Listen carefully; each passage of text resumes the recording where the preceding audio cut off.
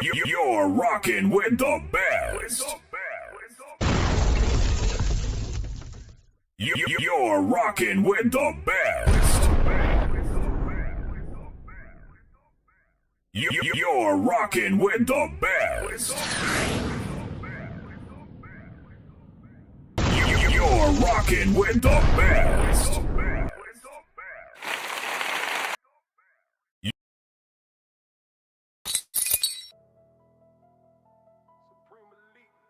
Scarcity and financial projection. This plagues these spaces daily, because when someone has been for or believed that they've been for, because I'm gonna address that for a second. I think a lot of people play a bigger role in them being more than the teacher I believe that many people were already setting themselves up to fail by hearing what they wanted to hear and fall into the trap of the person that's doing this telling you what you want to hear. Welcome to this live stream from the New Culture Empire. Today, we will ask the question, is a consumer contract viewed only by consumer terms, or does a consumer contract have multiple lenses in which it is viewed? As a bonus, you will get a behind-the-scenes look into Class 1 of the Supreme Elite Team University. You still have time to enroll and become a part of a consumer movement that transcends the traditional consumer arguments. Don't miss out on this great opportunity to learn like a professional. You're rocking with the best. We step through all switch when the foul won't see the net move. No more dating, got the title that's flex move. Now your next move, make sure it be your best move. Supreme Elite Team University. Thomas teach the code. That's the key to me. He self-taught, but he made it look so easily. Easy, he stood with an attitude like easy, he done makes you your best move. Matter of fact, said you should be your next move. Next, self-taught, but he made it look so easily. Easy, he still with an attitude like easy. They still in hard with the finest chart. On God, don't make a payment, they don't care, they just write it off. Gone, but it's who cause of the kind. Most people are going to look at their contract. They think that say in an auto, of which we're going over here, they think that the finance company actually, let's say the sticker price is $25,000. They actually think the finance company actually paid the dealership that $25,000 for them. They think that, but we all know what happens. Like, they really believe that they're dishing out that type of, they're not dishing that out. Man, it's pennies. This provide, before they even send you a default or notice of intent to sell your vehicle. Like, my gosh, but it's already happened on the books. My gosh, but this is where you see these people focusing on who has the right to enforce. You're not the lien holder. You can't be doing this. Or they'll be like, if Carvana gave Century Auto the right to service and allow them to repossess, they'll be calling Century Auto like, hey, you're not the one I didn't get the loan from you. You never gave me any. Do y'all see what we're reading right here? Can y'all see how this makes a difference in our arguments? Can't y'all see how this makes a difference in our arguments? Like, you wouldn't even care who's servicing the contract. It doesn't even matter. Because SETU, y'all, we get into the meat and potatoes. This is something that they don't want to disclose. And we know it. Now y'all can actually see what the finance charge actually consists of. You see that? These are the items, all the items of what's the finance charge. But see what they book it as? You see what they book it as? So when you look at your finance charge on your contract and then you understand this and come here, you'll realize everything you paying in the finance charge ain't nothing but fees and stuff being passed on to you. The problem with many people out here, y'all, is they can't prove what the finance charge actually consists of. They don't know because they use these highly technical accounting terms. Let me look at that right here. And if you look here, this is how they're jacking up the price of the vehicle. You see that? Look, included in the principal balance. See? All that extra stuff, all those extra stuff that you're getting is being jacked in and built into the purchase price of the vehicle. 50% of people's purchase price of their vehicles is all fees and behind the scenes stuff that they just pass it on to you. But they can't pass it directly on to you because it will violate TILA. So how they get around TILA is they'll put all those fees in the purchase price of the vehicle. Now, can't get around it. That's how much the vehicle costs now. That's how they get around TILA. That's how they get around TILA. The only way you can stick them on a TILA claim is if you know this right here. Bam! Because none of this is disclosed on TILA. That's how you get them. This is how I got credit acceptance. Y'all get inside view on how I stuck it to them. And notice how they had to settle. Where's it gonna say, this is not true. This is how you get them. When we get to the court side to set you, this is how you get them in court. And you won't waste your time with these frivolous, who cares, doesn't matter type arguments that you see people make online all day, every day. Because with them, they don't understand that the consumer takes on this consumer contract takes on 5 different things, 5 different views of it. People think that the finance company views the contract just off the obligation that they owe. As we went over earlier, the finance company don't even view the contract based on the total of payments, the amount financed, and what you got to pay back. They don't even care about that. They don't care. They don't view it like that. Remember, you got the consumer side, which everybody views the contract. You got the court side, how the court views the contract. You got the corporate finance side, how they view the contract. Then you got the regulatory side, how they view the contract. Then you got the investor side, how they view the contract. If you don't know the corporate finance, regulatory, and investor side, you are going to put yourself at a deficit just trying to argue these contracts based on the consumer side. Knowing the other 4 actually puts you in a position to lead to settlements. They don't want to talk about it. They don't want to get into an argument with you over this when you got them dead to rights. You don't have them dead to rights by just keep trying to argue consumer. And this is why the SETU right now is so important, because y'all getting the other 4 views of the contracts, which they will never tell you. You will never know it's there. I can take one contract and explain it in 5 different ways, and which we're going to do in these classes. I'm going to break down the contract and explain to you what it means, 5 different views, because unless you know all those 5 things, you're never going to fully understand your contract. And this is going to lead to frustration for a lot of people out there, because they think they're citing all the consumer laws, but the courts know they don't know the other side. The finance company knows they don't know the other side. And this is why they'll send in all these documents, but their vehicles are still being repossessed and their homes are still being foreclosed on, because they don't understand the game from a corporate professional level. And this is what SETU brings. See the gavel and he red, yeah. Thomas with the knowledge, calling Dr. Seuss. Yeah, I know what it is. Be coming with these packages. Secret accounts like they had a right to pursue that BS. Now knowing that theory came from Roger Elvis, it was all a myth. Now look at them. So desperate, they like flies on. Earn free money without understanding, and they jumped on it. You're rocking with the Embarrassed, best. they fell for the okie doke.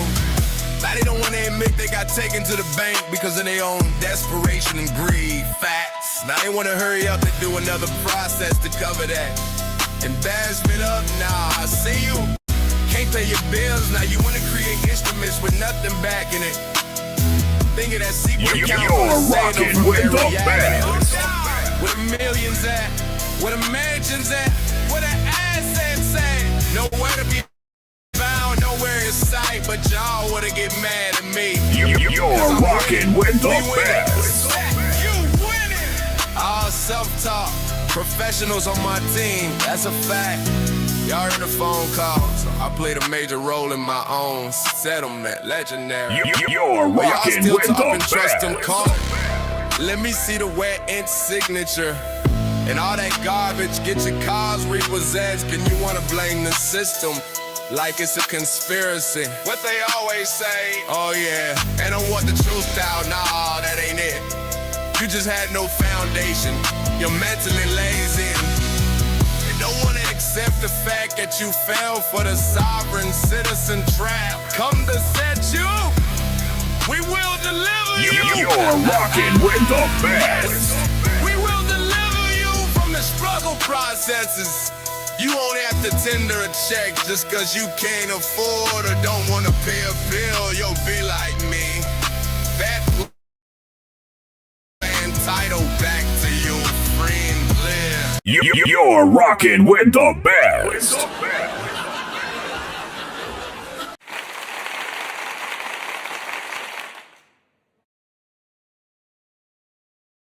You're rocking with the best.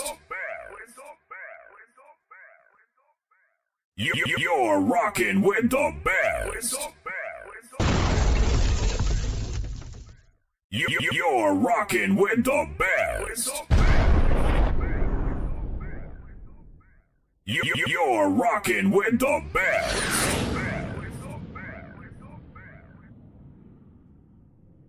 Back in the building with another one. We are back, as you can see. We kick back, man. We laid back today.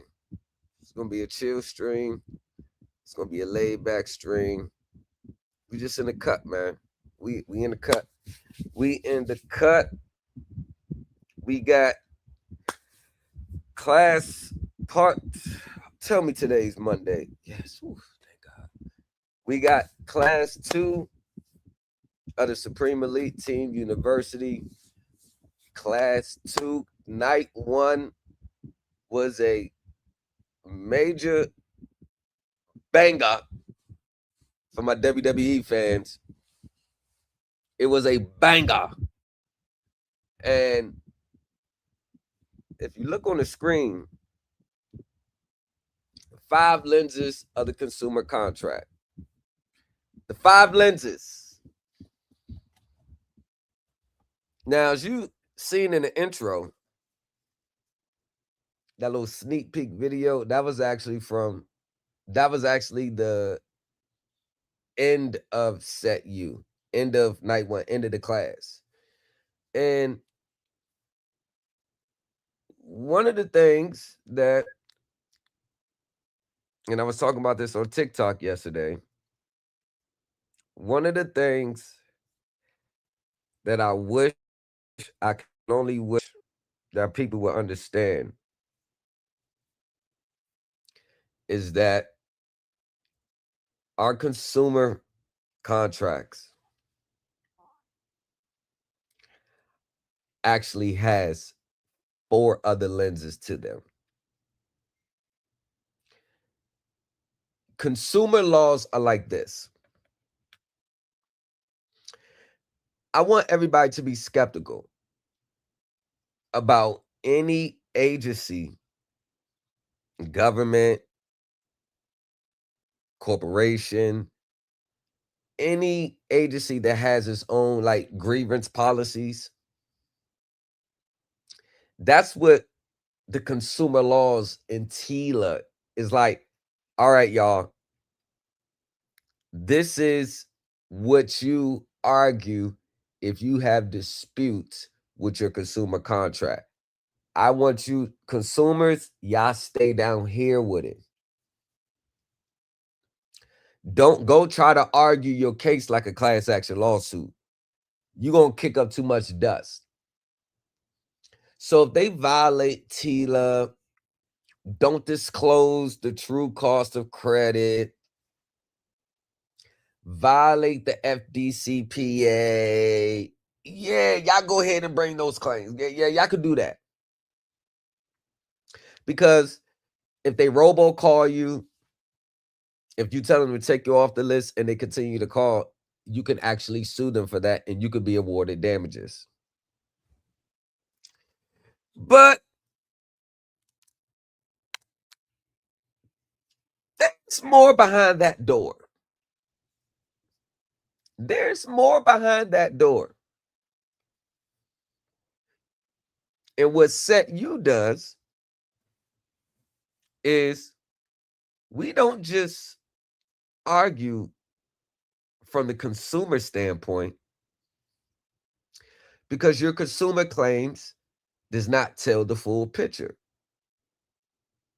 And when you argue consumer claims in court, The judge, now the court side, the number one thing they're going to look at is, was this contract legitimate from the beginning? Now, people will make arguments stating that, oh, they didn't loan me anything. They didn't loan me anything at all. They didn't loan me anything at all. They didn't loan me anything. They didn't do any of that. You know, and the question about those arguments is, what if the statute states that the creditor or lender includes third parties? What if the statute's interpreted that the lender didn't actually have to physically lend you anything if they were working on behalf of the people who actually lent you the money? What if the statutes are interpreted to mean that? What if it doesn't matter if Bank of America didn't actually put cash in your hands or they supplied it? What if they're still the lender if they originated it? See, this is the corporate side of how things work. What if the original lender, the originator, what if they're viewed as the creditor, in which they can assign their security interest to a third party? What if that's perfectly legal from a court standpoint, and a corporate standpoint, and a regulatory standpoint? What if that's perfectly legal? So if that's legal from a corporate standpoint, court standpoint, and regulatory standpoint, now let's look at that argument from the consumer side again. Prove that you loaned me anything. You see how these arguments start to fall apart? Because notice, everybody's online saying, prove that you loan me this. Prove. You can't prove. But what they're not showing is free and clear titles based on the merits of their claims. You notice they're never showing that it's actually accepted in court. Rather, those arguments have been foreclosed by many court rulings. Prove that you owe me the money is a spinoff. Prove that you loan me the money is a spinoff from the 1990s argument, which is called the vapor money theory. It's the vapor money theory spinoff. Okay?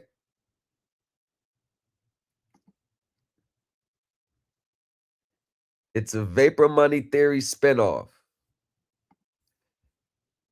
And since I know what I talk about gets to a lot of people's belief systems, since I know a lot of things that I speak, many people are going to shoot it down because it's just coming from me. But as I always like to say, if you don't want to hear from me, I'll let the judge tell you.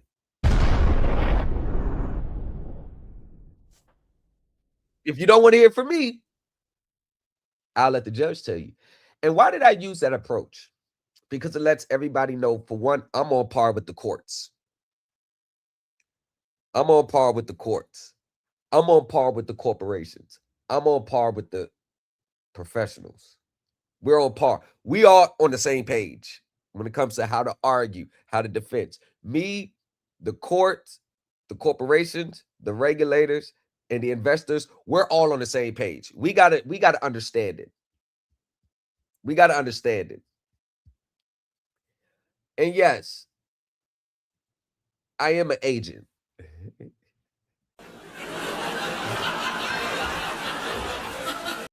I'm an agent, y'all. I work with the inside professionals. I'm an agent of the truth.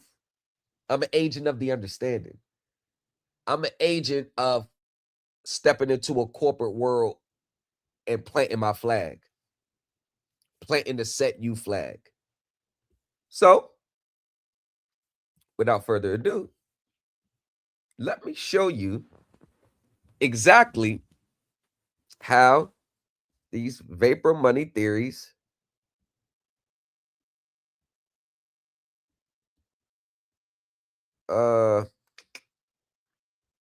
hold on. So they got two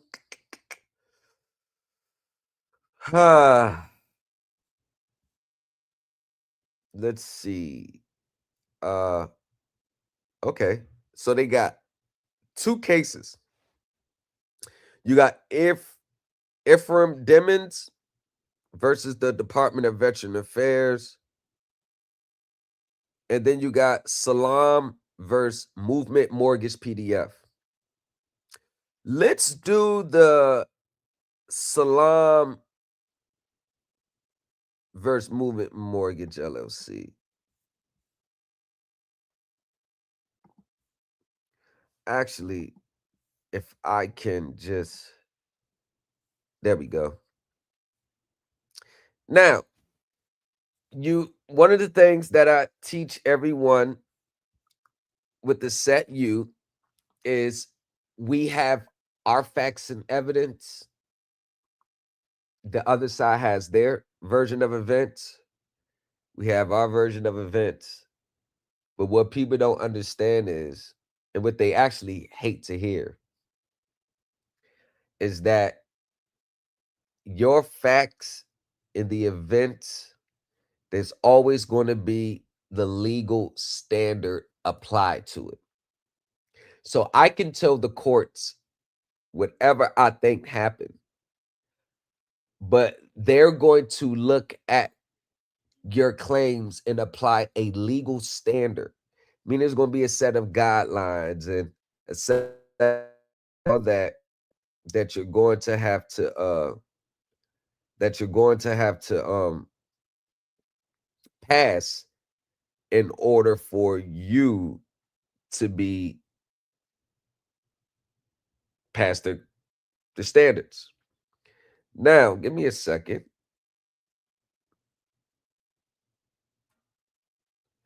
Give me 1 second. I forgot to add them in. 1 second. TikTok was TikTok. Oh, hold on. 1 second. TikTok. Oh, shit.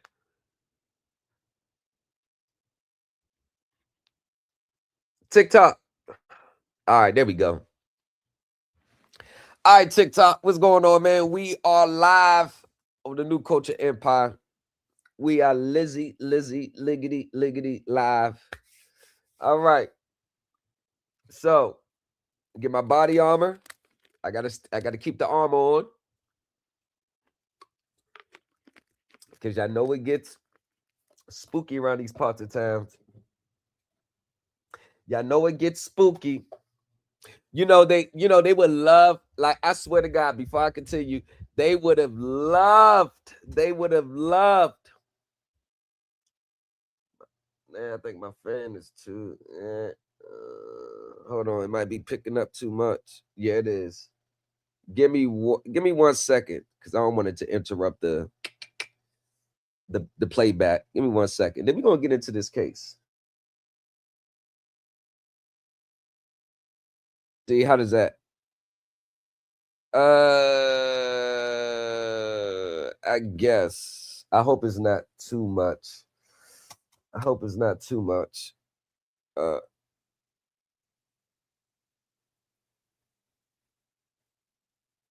don't see any back. I don't see any Okay, I think we good. All right, so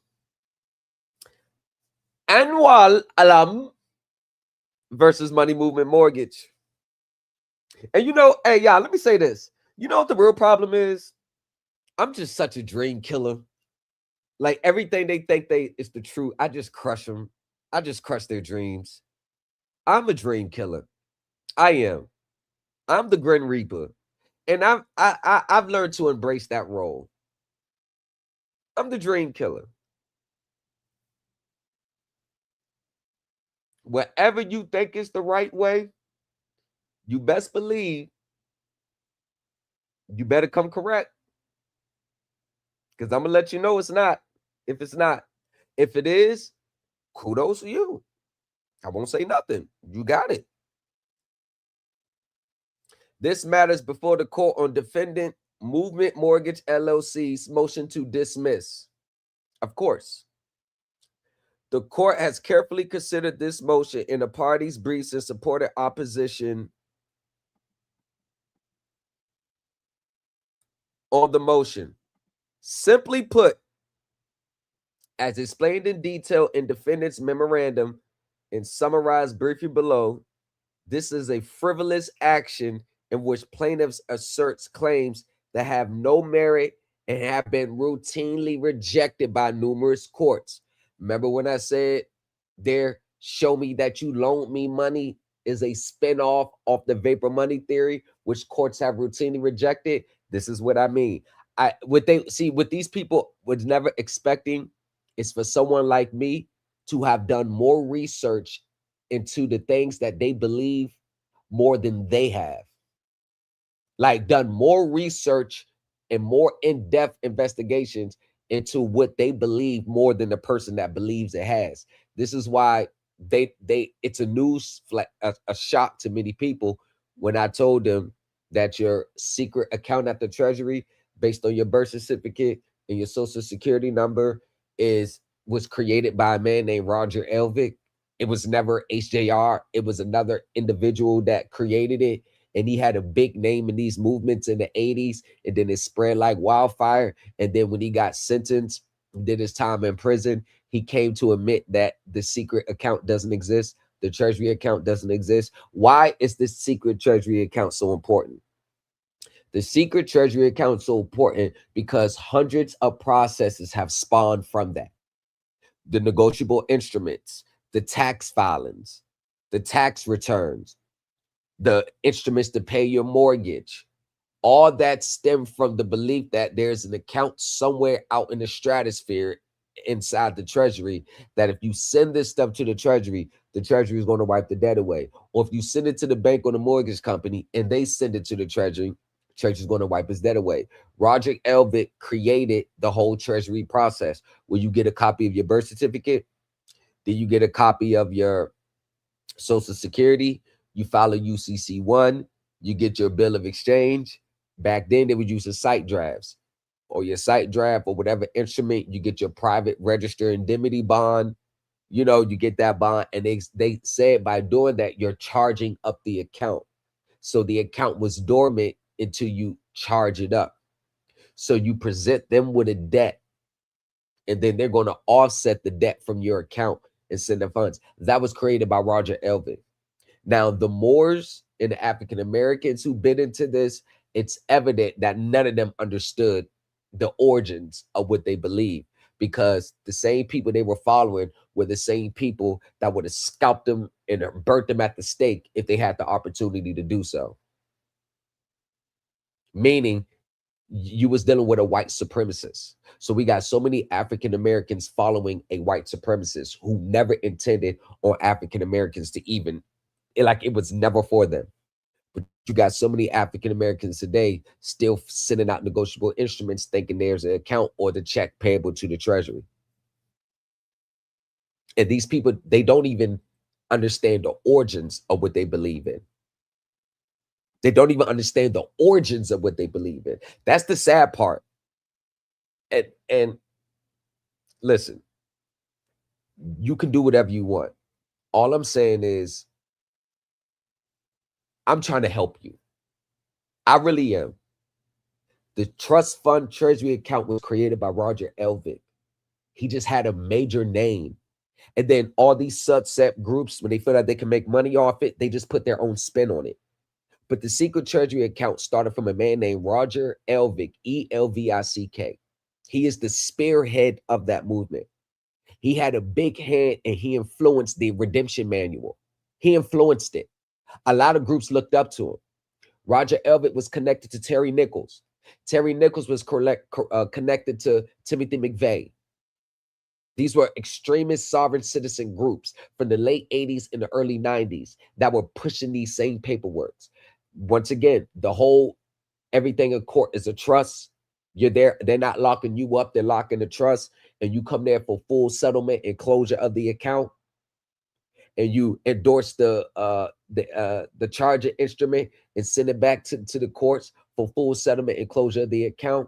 Okay, that right there, that became real popular in the early 2000s. And Gene Keating was one of the spearheaded movements of that patriot movement. But a lot of these patriot movements, Patrick Devines, Gene Keating, Roger Elvick, they all had ties to white supremacist groups, extremist groups. This is why the Waco, the situation with the ATF and the FBI with that community in Waco, Texas in 1993, right there was how the original sovereign citizens moved. And they are labeled as extremist domestic terrorists, the sovereign citizen groups. So what I'm saying is, you don't have to believe in the name. You don't have to even prescribe to the ideologies. For one, you could just be, hey, I'm just trying to, get out this debt. You probably don't believe in all that stuff. But when I'm telling you how the government and the courts look at it, they're going to put you in that category. They're going to put you in that category. And you don't want to be put into that category. The RRA of 1998 made drastic changes to the IRS processing and their rules and regulations and put IRS agents more accountable because Congress got tired of violating so many people's rights.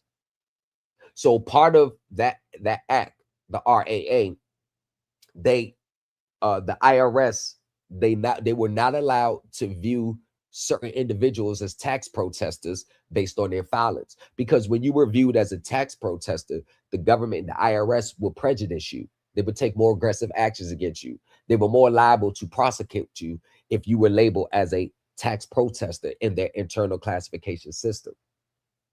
So now this is why you don't see as many IRS prosecutions and FBI prosecutions like they were doing in the 90s and the early 2000s. You will get a prosecution, and it's a discretionary. If you get an erroneous check from them and they ask for it back and you don't send it back, or if you start teaching other people to file frivolous tax returns and commit tax fraud, then yeah, they're going to go after the teacher.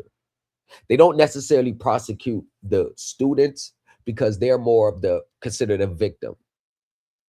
Just like a woman who's in prostitution and they arrest their pimps and he gets charged federally, they don't really arrest her because she's considered the victim unless she was scheduling the calls or was like the madam.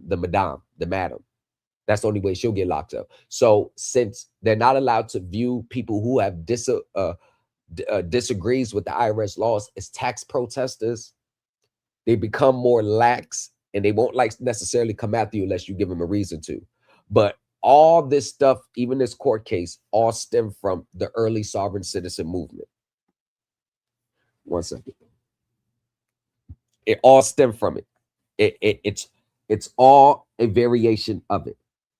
And what I'm trying to tell you all is, I know a lot of you have not done your in-depth research before you started filing the documents and doing the things you do. So you don't really have an understanding of what you're actually getting yourself into and how much damage you could potentially be putting yourself into, and how much that you can actually be putting yourself further behind the 8 ball than what you think this process is going to get you out of.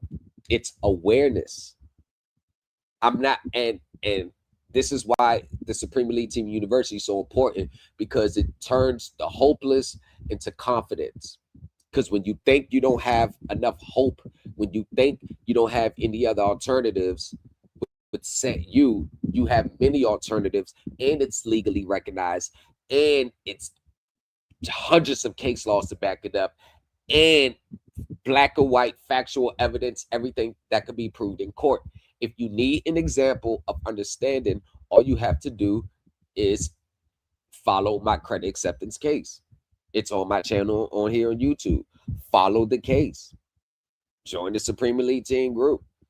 Join SETU. You can do whatever. All the receipts that you need to see are there. All the receipts that you need to see are there. You don't need to see the title because y'all have already seen the title. You don't need to see the account zero because y'all have already seen it. It's on TikTok, it's on YouTube. Y'all have already seen it. Everything is transparent here. There's no hiding the not so good parts and only showing you the good parts. But if I'm consistently having receipts to show, then that means I must be doing something right. And just because what I'm doing may not be the same way as everybody else does, it doesn't necessarily invalidate what I'm doing. And I tell y'all, the only way that you can measure this stuff, y'all, is you got to put it under the judicial light. You can't bypass what the courts are saying about this stuff. You can't bypass it. You got to measure this stuff, measure what these teachers saying on the judicial light. Yes, ask them, have you been successful? Can you show me case law that supports what you said? Can you prove this in court? Okay, I hear what you're saying. How do I argue this in court within the court rules and regulations? If they can't answer those questions in a clear and convincing manner with actual case law to back it up, you run far away from them. Don't take a chance.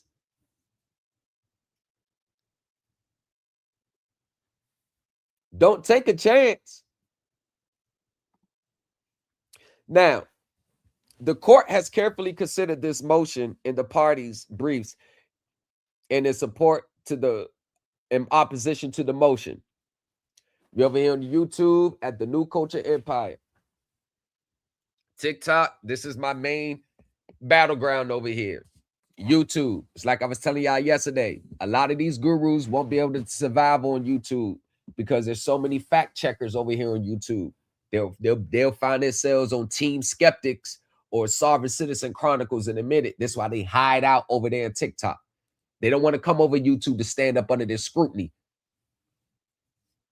Now, simply put, as explained in detail in defendant's memoranda and summarized briefly below, this is a frivolous action in which plaintiff, and his name is Anwar Alam, asserts claims that have no merit and have been routinely rejected by numerous courts. Therefore, the court will grant the motion and dismiss plaintiff's claims with prejudice. The legal standard when you are going into court, it doesn't matter what you say is facts. The courts are going to apply their legal standard to it.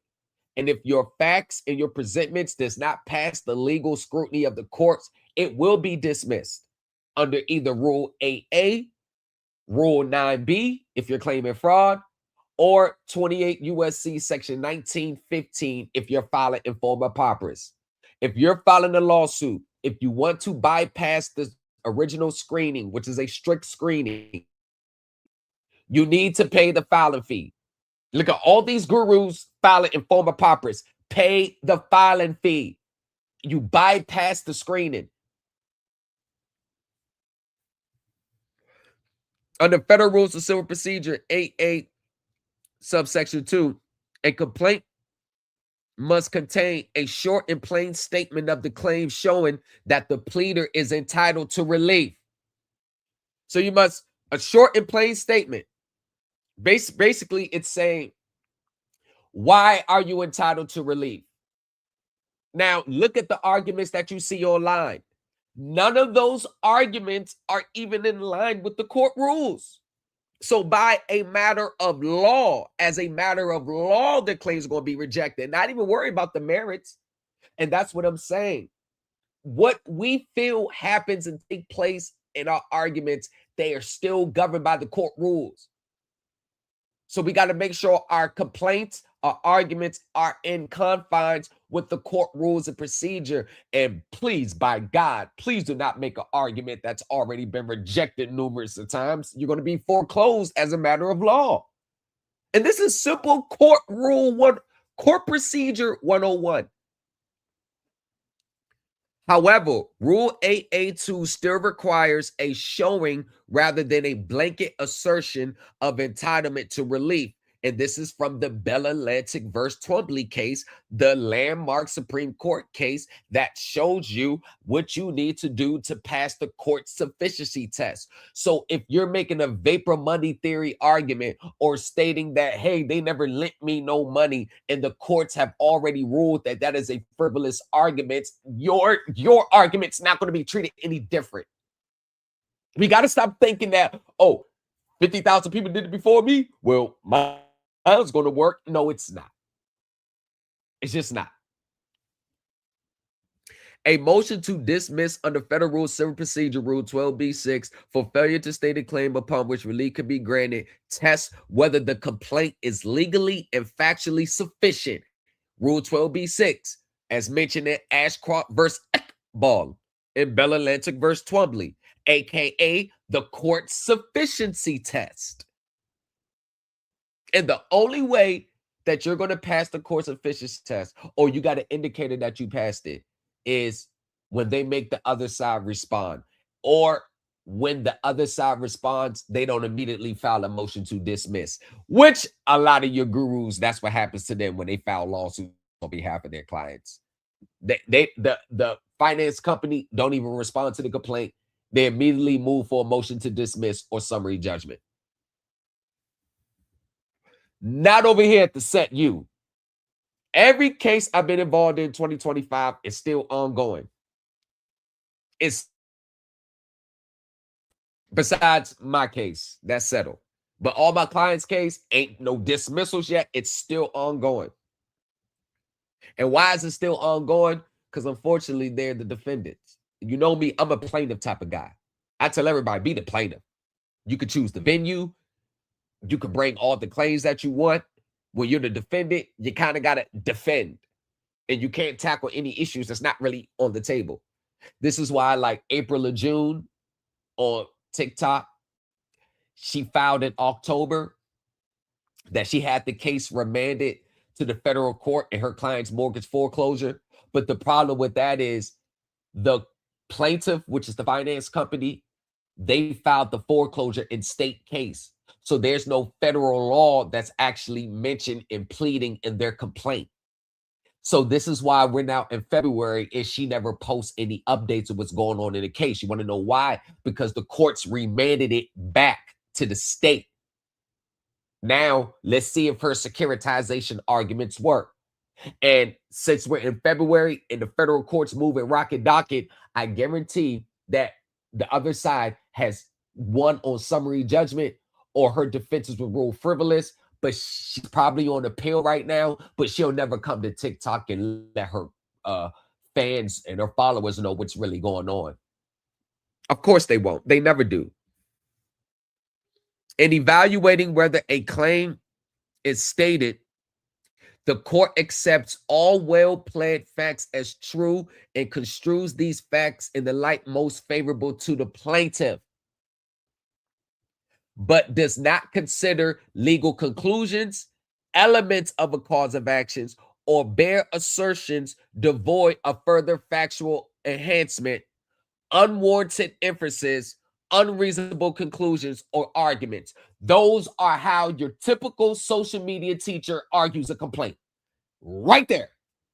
The same manner what the court said you can't do, that's exactly how they argue. Want to know why? Because I read a lot of their cases. See, they think that just because they block off their plaintiff's information, their client's information, when they post the documents, their motions on file, they have it all blocked out. But once again, I have an elite litigation model that I can still take a picture of that same complaint and match it up with the words and look in the district and file it. This is why I be calling these gurus out, because they're not thinking that anyone knows how to get the actual case, because they think if they block out the information, no one will actually see what's going on. But I done pulled a lot of their coattails on it. And this is why with quite a few of them, they take those videos down.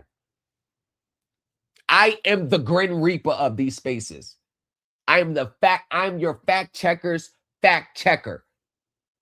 And above all, believe it or not, I am your teacher's teacher. You're rocking with the best.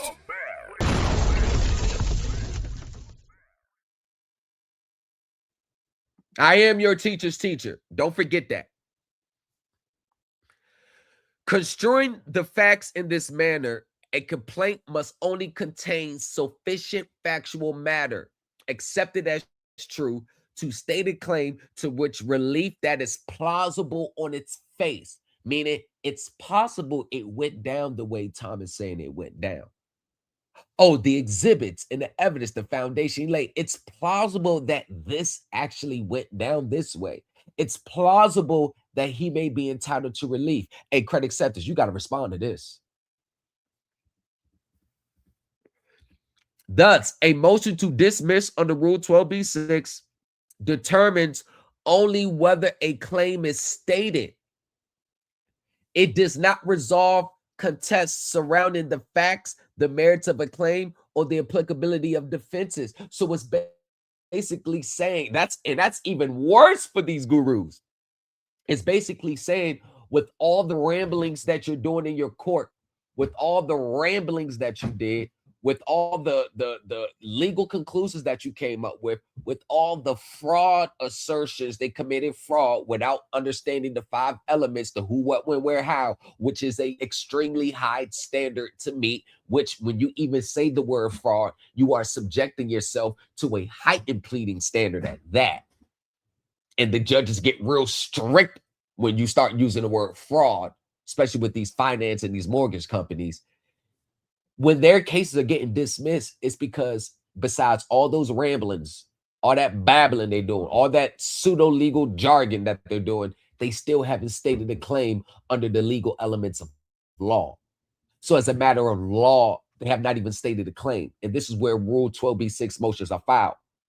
The other side will never file a Rule 12b-6 motion just because they don't want the truth to get out, or it's a conspiracy, or they don't want the reality. They never file a Rule 12b-6 just because they know. When they file, don't let them gaslight y'all. When they were getting these Rule 12b-6, it's because they have not stated a claim upon which relief could be granted. And since their lawsuit is in conjunction with everything they teach online, then by default, as a matter of law, everything they're teaching online is wrong. You're rocking with the best. You're rocking with the best. And that is when you start putting these people's claims up under the judicial light.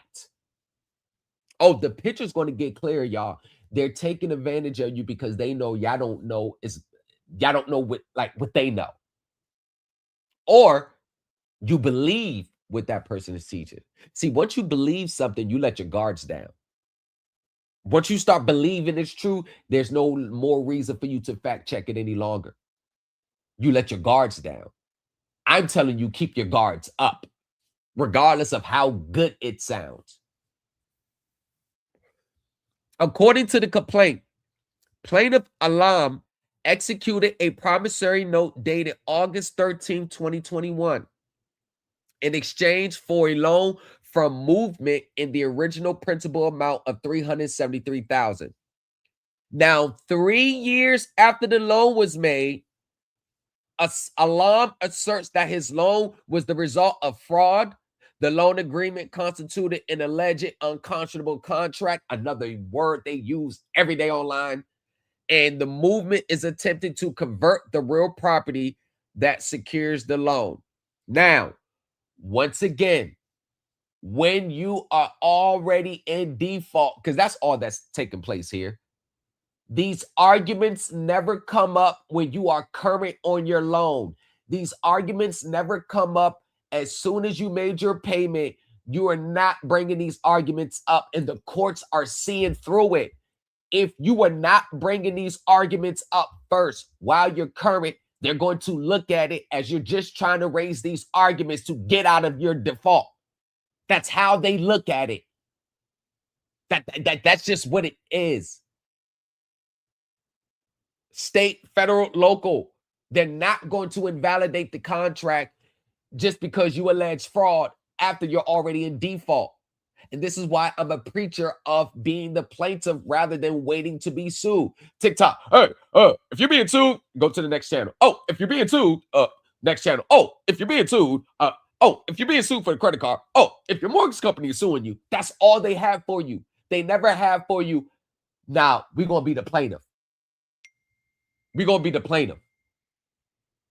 We're going to take it to, oh, you already current? All right, we filed a lawsuit against them while you current. See, they ain't got no use for this stuff when they're current. And this goes to show intent. But I don't know what I'm talking about. I've only achieved what many of people in these spaces are still trying to achieve today. Nah, I don't know what I'm talking about, though. He seeks an order requiring movement to disgorge and permit him to recoup purportedly wrongful gains. The alleged grounds in which Alam bases his effort to avoid paying his mortgage loan. Right there. The alleged grounds on which Alam bases his efforts to avoid paying his mortgage loans are often referred to as the, what did I just say at the beginning of this stream? The vapor money theory. You're rocking with the best. What did I say? You're rocking with the best. What did I say? And what they don't understand is the vapor money theory is a old sovereign. See, sovereign citizens act like they know about the financial system. As a matter of fact, they think there's a separate secret financial system that's going on. And in actuality, it's not. It's the same financial system that has been spinning on its own axis for the last 50 years. Yeah, there's been amendments, there've been upgrades, but it's all basically the same. So the vapor money theory is that modern money mechanics stuff that people still citing online. It's basically saying is they took your application, took your promissory note, deposited the promissory note, and then loaned you your own credit back to you. Thus, they didn't loan you anything. Thus, the contract is unconscionable. Thus, they committed fraud.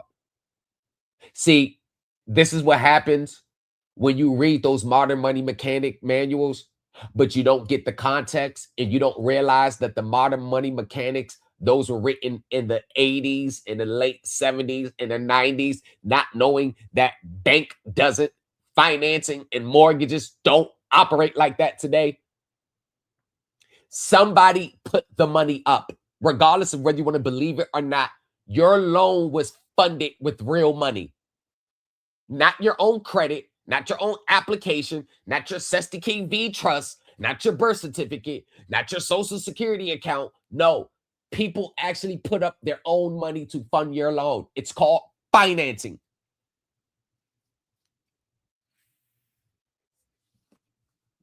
The theory posits that banks deal in unlawful money or vapor money, and their loans are mere credit that need not be repaid. Irvin versus Bank of America, 2013. Remember that I said this vapor money theories started in the 90s, over 30 years ago.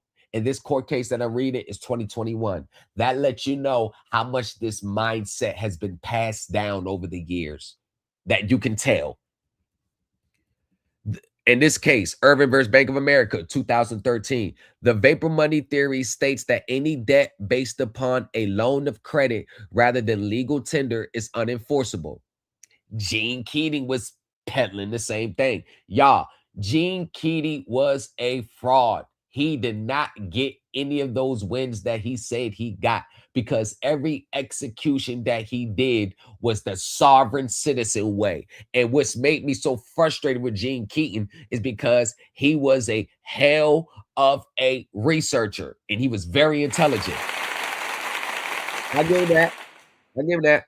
But his execution was the sovereign citizen way. All right, let's get back to it. Okay, now, let's get back up. Let's get back to it. All right, so Evans versus Beneficial Inc. Pursuant to the vapor money theory, a loan imposes no repayment obligation on the recipient if the indebtedness was funded with credit as opposed to hard currency. See Price versus Lakeview Servicing, 2021. And it was affirmed on appeal in March 2022. And look, this case is it's relatively new. It's only 4 or 5 years old, and they're still making these 90s old arguments. This is why, to most people that listen to them, it's cool. It's groundbreaking. It's new. But when I step into their live and I hear it, I call them out because I already know it's rejected. And every time I say it's not going to work, I can do what I'm doing right now. Pull up court cases where the person made the same arguments as what that person is teaching in that moment on their live. So they're teaching you wrong and they're leading you off a cliff, and your documents, your complaints are going to be dead on arrival based on what that person is saying in the moment. Come on now. A variation of this theory proffered by Alam theorizes that when an individual executes a promissory note in favor of a bank, he has actually provided the bank money. Oh my God. What do they say all day online? This is a court saying it, y'all. This ain't no manifesto or memorandum. This is a judge. This is the court's opinion. This is the judge's ruling. And listen, don't listen to him. Well, if the judge don't agree with us, then the judge is wrong. How asinine does people sound when they say that? How asinine is that? This is what they're saying online. Remember when I say, if you don't like it coming from me, I'll let the judge tell you? This is what I mean. The bank then deposits this money into its own account, listed as an asset on its ledger, and lends it back to the individual. Through bookkeeper procedures, the bank has supposedly created money, and the note is thus void from the outset. That is the hallmark of many people's mortgage defenses right there. See, this is why I tell people you need to join the SETU. We're going to eradicate that sovereign citizen mindset from you. You're going to be eradicated. You're going to be delivered. I've delivered a lot of people. For real. I've delivered a lot of people from that mindset. Wilkinson versus Godson cited the same thing in this case, in which he lost August 19, 2014. The liability is money the defendant owes the plaintiffs for their asset that was deposited. Banks are creating money based on the borrower's promise to repay, as he said in this case. However, claims based on vapor money theory have been consistently rejected by federal courts as frivolous and insufficient to withstand a motion to dismiss. So when I was telling that content creator, everything that you're saying has been rejected by the courts as frivolous, he wanted to argue me down and then blocked me. But I bet you he won't go file the same thing that he's charging everybody else to do for him. I bet you he won't do that. I bet you he won't do that. Come on, man. You're rocking with the best. I am your teacher's teacher. I'm not even going to put them on blast. But a lot of these teachers on TikTok, they're really my students in the DMs. Facts. A lot of these teachers, especially ones with large followings on TikTok that y'all run across every day, they're teachers on y'all channels, but they're students in my DMs. That's a fact. I'm not even going to post the DMs. I ain't even going to do that. That's a fact. See also Eastern Savings Banks versus Springer, 2015, noting that these theories have been universally and emphatically rejected by numerous federal courts for at least the last 25 years. The same things that I say, the same things that I tell people. Y'all, they already reject that in court about 25, 30 years ago. And I think that's the hardest part right there. Thinking that you believe it's so profoundly in something just to hear somebody say, oh, nah, they tried that almost a quarter century ago and it didn't work. It's like a gut punch. I'd rather gut punch you with the reality than pacify you with the lie. Because that's all they're doing. They're just trying to extract money from you to pay their bills. Because remember, y'all, they never practice what they preach. If all these mortgage and auto defense gurus out here, ask them, can I see your title that you won free and clear? Can I see your account that was zero based on the merits of your claims? I'm talking about recognized. I'm not going to ask them. I'm not going to require y'all to ask them, hey, call the other side's attorney. Let him see what does he think about you? See, what I do, that's professional level. None of these gurus are on the professional level with it. I understand that. So I got to dumb it down to at least show the title.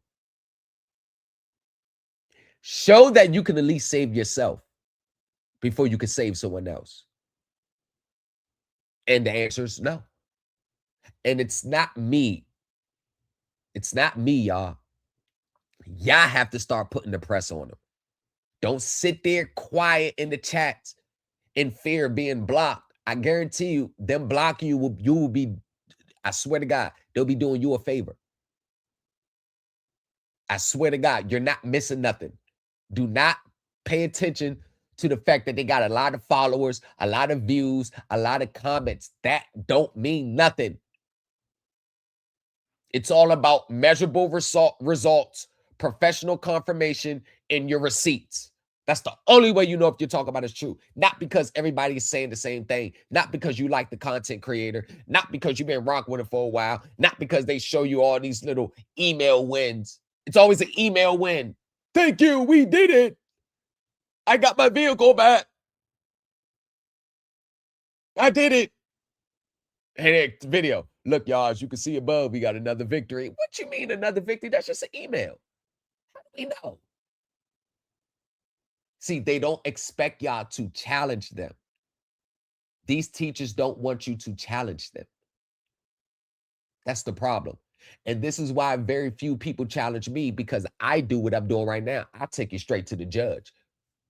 And God Almighty, me and the judges be saying the same thing. Me and the federal and state regulators say the same thing. Me and the SEC understand it the same way. Me and these corporate finance companies, we understand how these transactions really go behind the scenes. See, we're on par. SETU is on par with the professional level. So hey, it ain't too much, nothing you'll be able to challenge here. Ain't too much, nothing you'll be able to challenge over here. As a matter of fact, it's very rare. The only people that can challenge me are other professionals. Because I'm gonna be honest with you. The Supreme Elite team, we operate from the highly technical side of the game. That side, most people don't even know exists. So that alone is gonna be hard for them to challenge me. Like most people have never even seen a balance sheet. Most people don't even know, yeah, they got items listed on their financial statements, but what do those items mean? What is it really saying? What's the difference between the net receivables and gross receivables? Like we get that deep into it. So I ain't worried about anybody challenging me, because all I'm gonna do is be like, well, the judge agrees with me. The court joins the chorus of disapproval for plaintiffs' discredited theories. Indeed, with all due respect to plaintiffs' rights to pursue claims he presumably has been led to believe have some validity, this case has plainly been a waste of plaintiffs' and defendants' time and money and the court's resources. Defendant's motion will be granted and this action is dismissed. Kenneth Bell, United States District Judge, signed August 21st, 2024. That's your vapor money theory. That's they didn't loan you anything. Show me that you loaned me something. That's any variations or spin-offs from it, it's going right in the trash. I don't care what your belief, hey, listen, put beliefs against facts. Put your beliefs in the trash. Let's deal with the facts. I swear to God, when I'm done, when I move on, you're going to appreciate me. I swear to God, I save the people a lot of money. I prevent people from being scammed because I'm going to give you the harsh reality. I'm going to give you the truth. I'd rather you know the truth than walking around blindly buying every package you see that just because it sounds good to your ears. There is nothing about this system that is easy and simple. Securitization is highly complex that many lawyers don't even understand.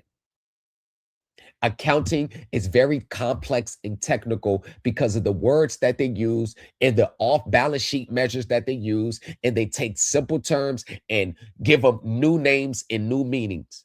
It's like the deed of trust. The deed of trust has nothing to do with the transaction. The deed of trust is just nothing but a form they use to siphon your property away from you under trust law. Accounting is used to hide the real reality of what's going on. And they use contract law to stick you with the debt. The deed of trust is like a toilet paper. And if you don't believe me, in SETU, we have a guest speaker, a worker that an employee that works for Fannie Mae, Ginnie Mae. He's the one, his job is to process the payments from the lenders to the investors. Okay? That's his job. That's his job. And I got a 30-minute phone call with him. We just having a discussion, breaking down what really happens behind the scenes in a foreclosure. And that's why I hate when these, I don't want to use hate, but I really, it's cringing when I hear people say, this is what the lawyers don't tell you. This is what the lawyers don't tell you. This is what the lawyers want. How do you know? Do you know professional attorneys? Do you know people that works in the higher up levels? Like I do. My stuff is fact checked and gets ran by an ex-SEC attorney, 27 years. Number 2 or 3 on the totem pole, comes from the Morgan & Morgan family. My stuff was being fact checked by the professionals before I even knew I was being fact checked. Because a member of my group, that was his friend. He used to take my stuff back to him and be like, yo, is this correct? Thank God I was on point, because I'd have been put on blast. My stuff hits professionals' hands. I get professional eyes on my stuff. Even when I'm done, even when I know it's spot on, I still have the access. Even if I'm working on a client's case, when I'm done and finished, hey, yo, run this by him. Let me know what he think. Real professional lawyers. And it was the attorney that read my brief before the Supreme Elite Team group did. And he's the one that told my friend to tell me, like, credit acceptance is going to settle. There's no way they're taking this to trial. They're going to settle with him. And Bobby, God damn it, if credit acceptance did. So I believe I listen to people like him. I'm a student of the professionals. Securitization class. What? You know how much it costs? What they got it online? $150? See, that's that low-hanging fruit stuff. You know how much that stuff really costs? Man, that stuff could run you between $3,000 and $9,000 for a 6-hour seminar. Facts. In one day. And you pay cash money up front for it. No payment plans. Securitization classes ain't $150. Master accounting class, $33. What?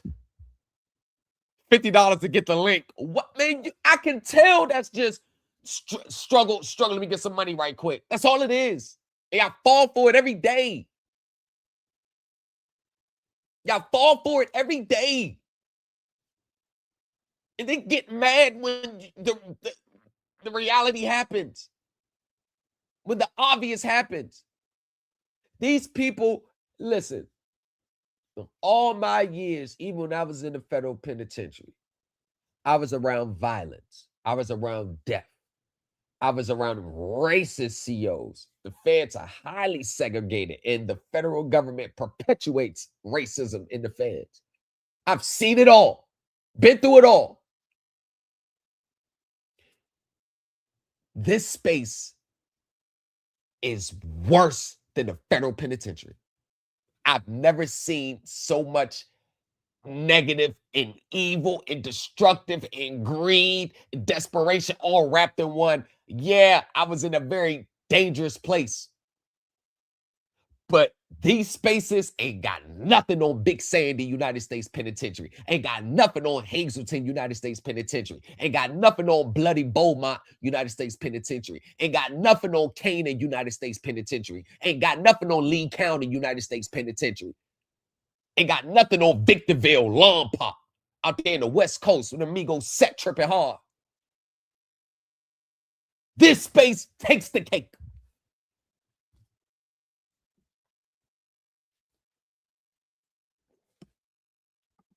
And Bernie Madoff told me, he warned me this would happen. He warned me. Bernie Madoff warned me. He said, first, I'm impressed that you even take an interest in this stuff because many people don't even know this stuff exists. But I tell you this, whenever you get out of here, I don't know how much you guys say, oh, I'll go home next year, Mr. Madoff. Okay, when you get out of here, let me tell you this.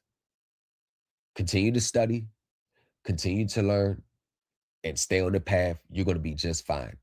Do not try to help anybody else because you're going to be trying to help them, and they're so manipulated and stuck in their mindset that they'll be fighting you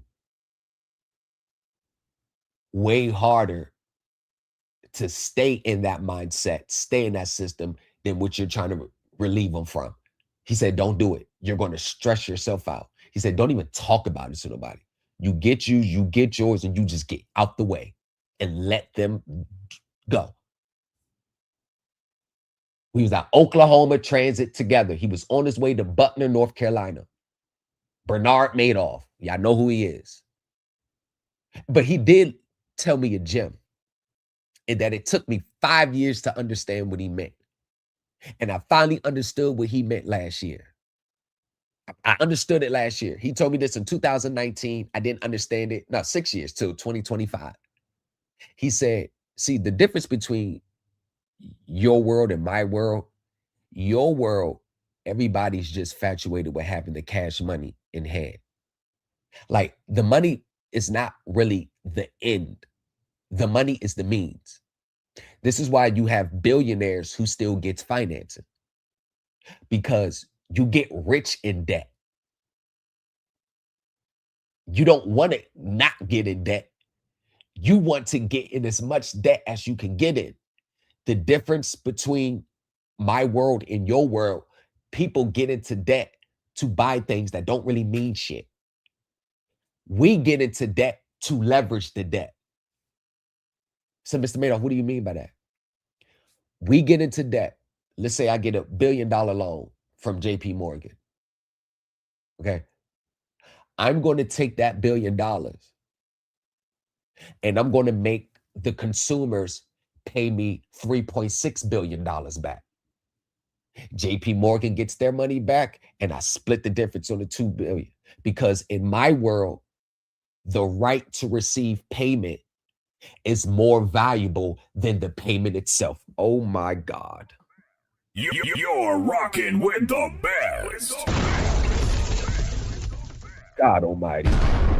You're rocking with the best. Oh my God. In my world, the right to receive payment is more valuable than the payment itself. Last year it hit me. Oh, that's why securitization exists. Oh, duh. That's why. That's why. This is why the finance companies, they don't give two rats asses if you don't pay back. Why do you think? See, this is what I'm saying. Like, I don't want to get too much into it because it's a SETU class. Man. See, whew, y'all need to get into SETU, man. Like, oh my God. But anyways, why, like, people actually think that the finance company is nothing more than a glorified middleman. People always wants to focus on the finance company, who has the right, you can't do this, you can't do, no. See, that's what I'm saying. When you look at it from the professional lens, you understand that 99% of arguments that people make today come straight out of the book of who cares. It doesn't mean nothing. This is why we have securitization. The whole world operates off securitization. No, without securitization, we wouldn't have an economy. See, while most people just study those SEC forms based on their company and this company. See, I didn't just study and read those, even though I've read over 10,000 pages of SEC filings. See, that's not the issue. That's not the problem. The real hurdle that people have when they talk about securitization is fraud is not only Wells Fargo, Bank of America, Credit Acceptance, JP Morgan, yeah, they all got SEC filings. You know who else got SEC filings? Home Depot, Lowe's, Home Goods, Nike, Warner Brothers, Giant, Safeway, Popeye, Reebok, United States Postal Service. You get the picture? Disney, Apple. You get the picture? Over 132 countries participate in securitization using a fiat currency. What are you exposing? A $16 trillion a day industry on the secondary market. What do you think you're exposing? Securitization is highly regulated. It's regulated for tax purposes by the IRS. It's regulated by the Office of the Comptroller of the Currency. It's regulated by the SEC. It's regulated by the FDIC. Like, they even tell them, we know y'all ain't really transferring these mortgages in time. We know y'all not doing it. So since we know that y'all not doing it, and since we know that all that extra interest y'all collecting is all extra free money that y'all jacking up the purchase price of these vehicles in order to cover y'all interest that y'all got to pay and to make some money on the side. We all know y'all doing that. That's why we going to tax you. We know you not transferring these mortgages within the days of the startup date of the remake. We know you're not doing it. So since you're not doing it, you're going to pay 100% capital gains tax on all proceeds from those disqualified mortgages. You know what the finance companies say? Okay, y'all, let's set about $500 million aside just in case we got to pay taxes. That's it. They got tax receivables accounts set up with the IRS. They got them set up with the IRS. Most people think that when you get a refund from your auto or your mortgage, most people think that for somehow, some variation, it's coming from some account. That's not even how refunds happen when you're dealing with securitization. It's not even how it happens. They're pulling the credit from the corporation's tax returns and refund you. That's how it happens. There's no secret method. That's how it happens. This is why you cannot file 1099s in the corporation's name, putting yourself as the recipient and putting your own withholdings there. They're going to check the books. And you're not even supposed to be filing the 1099Bs. You're not even supposed to be filing them. And because one thing, if you know about the history of Forms 1099B, there's rarely, if ever, any withholding. See, it's not about what the teacher tells you what to do. You got to, this is what I mean. people only look at things one narrow, limited way. You got to look at it. Well, how are these forms normally filed? Who normally files these forms? Is there withholdings normally on these forms? And if you just understand from a corporate tax return level, there's rarely, if ever, any withholding on a Form 1099-B. So when the IRS sees a large withholding on a 1099-B, it's automatically going to trigger possible fraudulent return. And then when that happens is, what they're going to do is they're going to put a 570 on your account. And that is going to be under the questionable return. And then they're going to ask you to verify your identity, because they must think that somebody must have stolen your identity, because ain't no way you filed this. That's what they're really telling you when you filed your 1099-B, and then they tell you to verify your identity afterwards. That's basically saying, somebody must have stolen your identity. There ain't no way you filed this. Then once you verify your identity, I hear most people saying, I verify my identity, still nothing. The reason why it's still nothing, because, and this is what they're not going to tell you, but I read this out to my group. You have to file an amended return now and remove that questionable item. Meaning, if they believe the item is questionable, they are not going to give you the credit. That means you have to remove that questionable item. This is why you see people with $32,000 reported income to the IRS withholding up probably like 1,000 or something, but they got 200,000 in withholdings.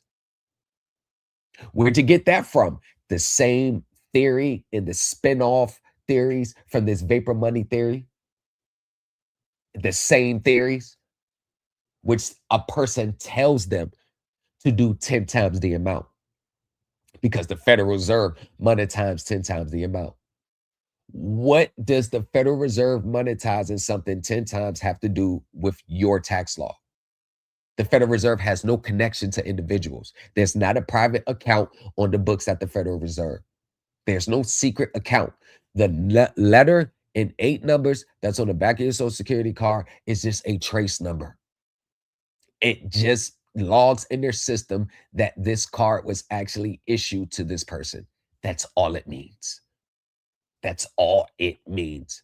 So when you were taking that letter and finding what Federal Reserve Bank routing number that corresponds with it, and then you're putting your Social Security or your EIN number as the account number, but then you're putting the Federal Reserve routing as the routing number, and then you were sending that into the IRS. And per the IRS's deposit manuals, they always have to deposit those instruments within 24 hours. So when it pops up as a credit, you think everything went good, not knowing it's another 2 to 3 week process on the back end, because it got rejected within 2 days from the Federal Reserve, but the IRS resubmits it. And then they reject it again. And then they reject it again. And that's when they reverse the account. And if you slept through the cracks and they already gave you the check, you know they sent you a bill saying that they made an error. As a result, you owe us this amount. And what did they do after that? They look for groups and look for teachers and look for ways to keep the money instead of giving it back. To be honest with you, you will have a better chance of just sending the money back and just sending a letter to the IRS saying, hey man, since I showed a good act of faith, can I keep it? Because I know plenty of people don't ever send the money back. Can y'all show me some grace here? You'll be surprised. They may kick the check back out the door to you just for like rewarding you for doing the right thing. You never know. But you're better off doing that. And this is why I'm unpopular, because I don't teach people how to commit fraud. I hold people accountable. I don't tell them, oh, just don't pay your bills. I don't. Because I do things the right way. And if I got to be unpopular and do things the right way, instead of being popular and feeding into the delusions and the beliefs. If I told everybody I won my case because of what everybody talks about today, I sent my birth certificate in, and if I told everybody I did that, people would be flocking through the doors trying to get services. Y'all don't know that all I had to do, do y'all do realize that all I had to do was just tell y'all I do things the sovereign citizen way, the estate, the trust way, then go behind the scenes and do it the correct way? You know, that's all I really had to do. I mean, you will still get positive results because I'm doing it the right way, but I'm just leading off this way. See, that would be misleading. I could have easily done it that way, but nah. And what I'm trying to tell y'all to understand is there is no separate accounting system for a subset of people who think the same in the rest of the world. You cannot submit any instrument for deposit, regardless if it's a special deposit, regardless if it's a bail or bailee, regardless if you read the Negotiable Instruments Act, regardless, when you submit an instrument for deposit, there must be a corresponding account with the debit on it in order for that check to be made good. Y'all, we all know these things. We've been alive long enough. We know these things. You know, if you write a check on an account that doesn't have any money in it, you know it's going to bounce. So why send one of those things to the IRS? Why send one of those things to your finance company to pay your bill? Because all they're going to do when you send it to your mortgage company, they're going to send it over to the FBI. It's considered mortgage fraud, and it's considered bank fraud. And since you use the mail to commit fraud, now it's considered mail fraud. And if you received any proceeds from it and you transfer that money to another account, it's considered wire fraud. You see what's going on here? You see what's going on here? And you can't come in court and say, I'm not the corporation, not in defense. Oh, let me tell you this. All those, that's not me. You ain't got jurisdiction. You notice how people only talk about those arguments related to catching a traffic case, like little state traffic cases, because they know none of that works in the feds.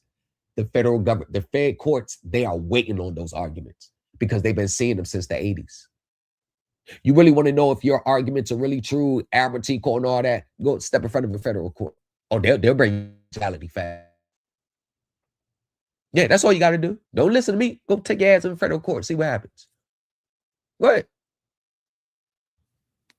And tax season's coming around. I understand that. Yeah, I get it. We all know what's happening. 1 second.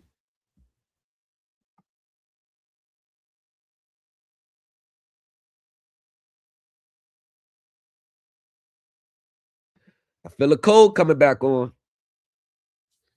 I feel a cold coming back on. God damn it. Woo! I can't seem to shake one. I can get rid of one. We know what's going on, y'all. They know what's going on. The IRS actively watches apps like TikTok to find out what the next scam is going to be. They're actively going to. So, no, I'm telling you something good, y'all. So, my question is, why does everybody want to quote Title 15, Section 1602, 1692? Why do they always want to quote these things? But then,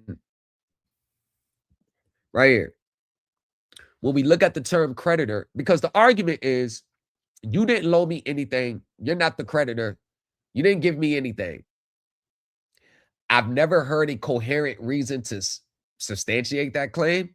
But if you look at definition 1602, 15 USC, the term creditor refers only to a person who both, one, regularly extends, whether in connection with loans, sales of property or services, or otherwise consumer credit, which is payable by agreement in more than 4 installments, or for which the payment of a finance charge is or may be required. And 2 is the person to whom the debt arising from the consumer credit transaction is initially payable on the face of the evidence or indebtedness, or if there is no such evidence of indebtedness by agreement. So right there, the initial person who you filled out the loan documents with, the initial company, that is the creditor. If they assign servicing rights over to another company, they are allowed to do that by law. It's not a crime. It doesn't mean that you still don't owe. It does, just because they assign servicing rights doesn't mean the servicer doesn't have enforcement rights. Because believe it or not, And one of the perks of me being connected to those people, I get a lot of like internal stuff that the average consumer would never get. I've actually seen the agreements between these servicers. In the event of default, you are authorized to foreclose on our behalf. I've seen it. I've seen these things. In many cases, they are allowed to. So when they're on TikTok calling Carvana, but you're Western Star Servicing. You're not. I didn't get the loan from you. Oh, you're committing fraud because they put it down as you can repossess. I didn't. None of that matters. See, these are all useless arguments because many people does not realize that there are more than one lens to a consumer contract. The consumers look at the contract one way, and they're going to judge that contract off consumer law. The courts look at the contract a totally different thing, mainly an enforceable agreed obligation to pay. The corporate finance does not view the contract the way we think they do. They're not looking at the payment terms. They're not looking at the amounts financed. They're not looking at the total of payments. That's not how they view the contract. The regulatory agencies does not view the contract in nowhere near the consumers. It's all risk-based, capital-based. And the investors view the contract in a totally different way. The only thing they worried about is the performance. When we gonna get paid? So you got 5 different lenses to one contract. SETU teaches you the other 4. Because I agree, many people got the consumer laws and all that stuff down pat. But if the consumer laws was all that you need, why is the success rate still not the level reflected of everybody's consumer law knowledge? Because the reality is it's not enough just to know the consumer laws. You got to know the corporate laws. You got to know the accounting. You got to know the internal controls. You got to know case law. You got to know case citation. You got to know the court rules. You got to know the court procedures. You got to know the regulatory. You got to know the regulatory agencies. It's a whole system within the system. Everything that I'm saying is what I executed. I've already executed this. So I can tell you from experience. I'm speaking from experience. Right now, I got United Wholesale Mortgage running. They filed the foreclosure complaint against my client. Look at this. They filed a foreclosure complaint against my client. Well, those are my friends and they're my group members. June 23rd of last year. They so-called assigned the mortgage to Lakeview Loan Service in December 22nd last year. We responded to the complaint. The judge ordered a contested call hearing. UWM did not move for summary judgment. January 13th was the contested call hearing. Remember, they already assigned the mortgage to Lakeview December 22nd of last year. So after they filed the complaint, once they knew that they did the assignment, they didn't say anything to the courts. Contested phone call January 13th. They're getting the dates when they got to respond to our counterclaims. They had all this done. And for somehow, which I could find very suspicious, the order, they forgot to put the order into the record. So they already knew which dates they had to respond, but you got to have that order to respond on the record. So they were supposed to respond by February 12th. They never responded. Now, last week, they filed a motion to substitute plaintiff. And we're now in February. You did the assignment December of last year. Well, why did you wait so long? Because all you really did was just throw Lakeview right under the bus. That's all you did.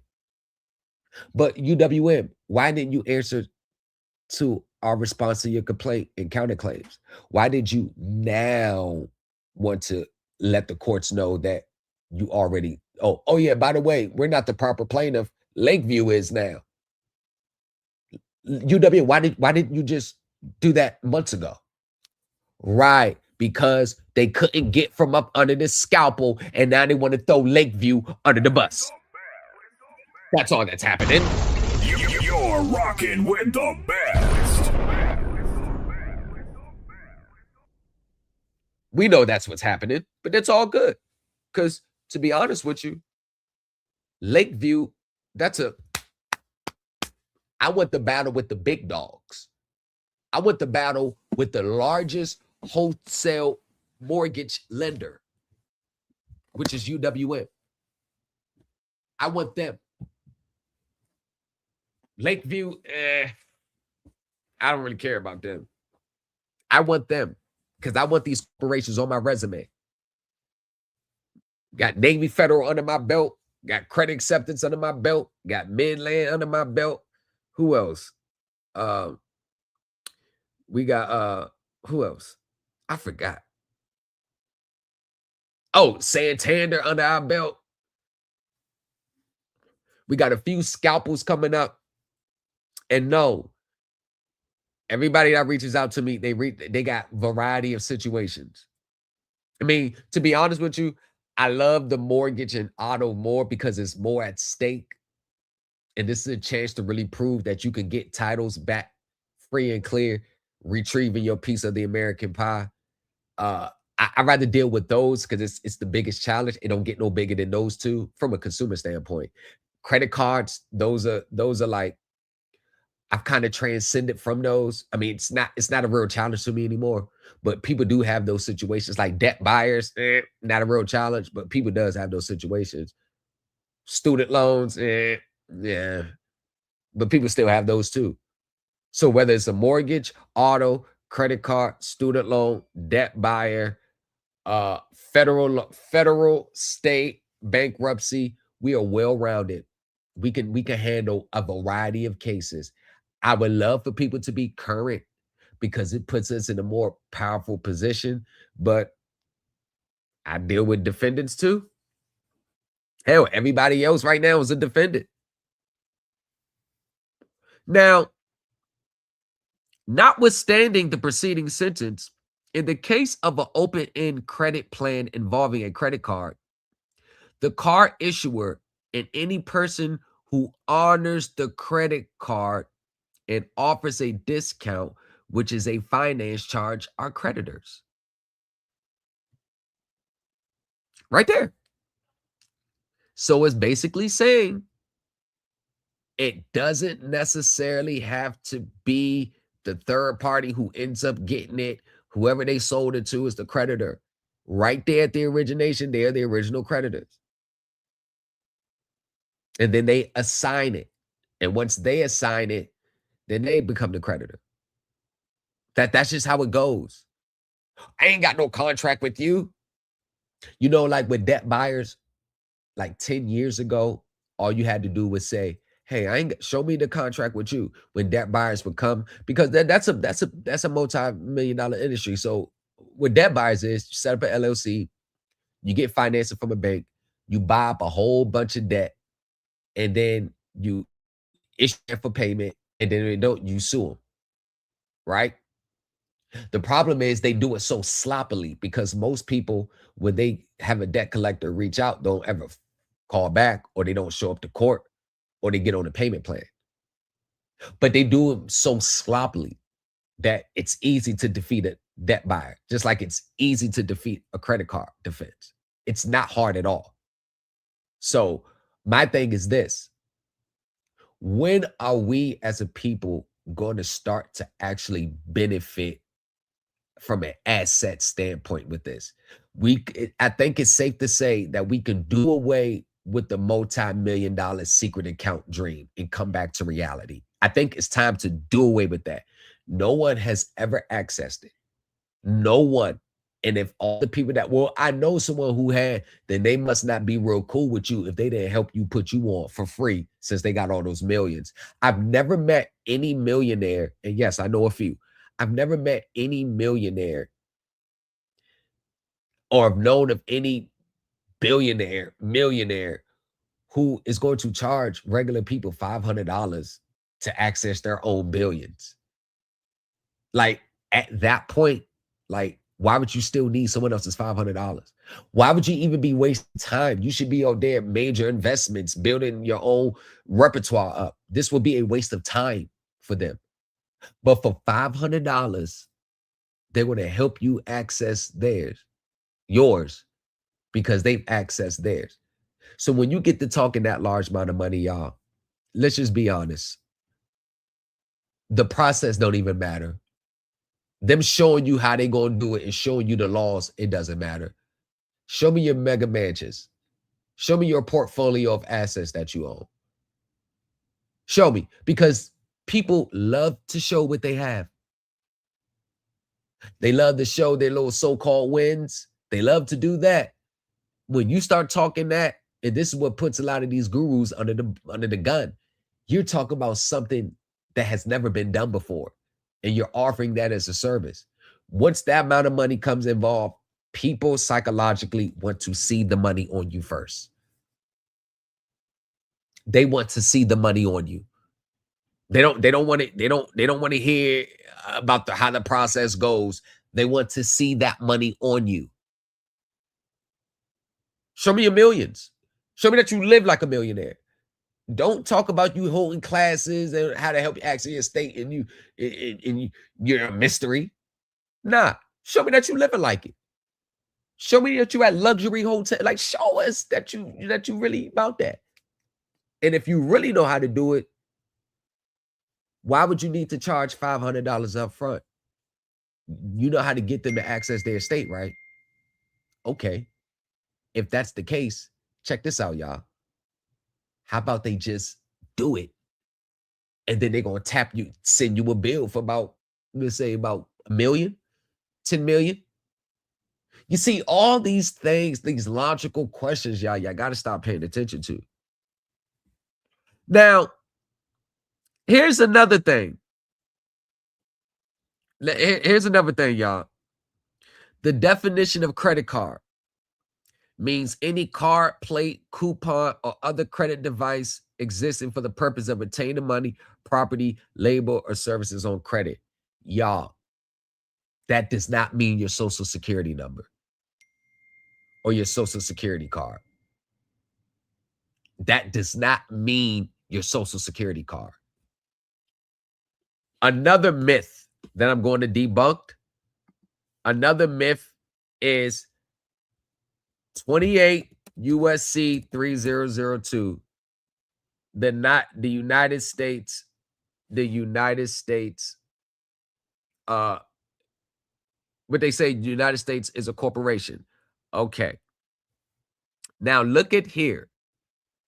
It's under 28 USC 6, chapter 176, subchapter A, section 3002. Okay. The first thing you have to look at is, what does the chapter say? The heading of the chapter says Federal Debt Collection Procedure. But this is how they think of it. They had to scroll and see that it says Federal Debt Collection Procedure Part 6, right? So they've had to see that. So a person with just a little intellect would normally think that, okay, this is in the context of federal debt collection. But what they do is they read something that's saying that the United States is not a country, it's a corporation. So once they seen the definition of 3002, that the United States, hold on, let me get to the, so when it gets to the United States, see, they scrolled all the way down to subsection 15A, and it says United States means a federal corporation, an agency, department, commission, board, or other entity of the United States, or an instrumentality of the United States. Bam! The United States is a corporation now. Now, here's the problem with that. Because they never understand context. It's all a literal meaning, literal interpretation, what it says, what it means. But anybody that works in the professional world knows that statutes and even case laws, they has context to it. So it's not that cut and dry as to what it says is what it means. But when you take it in as a whole, you can get the context. That is what's devoid of these spaces, context. So the United States means, when it says a federal corporation, it means a GSE, like a government sponsored entity, or a corporation set up by the government, like a United States Postal Service. You get what I'm saying? It means that a corporation of the government. Right. That's what it means.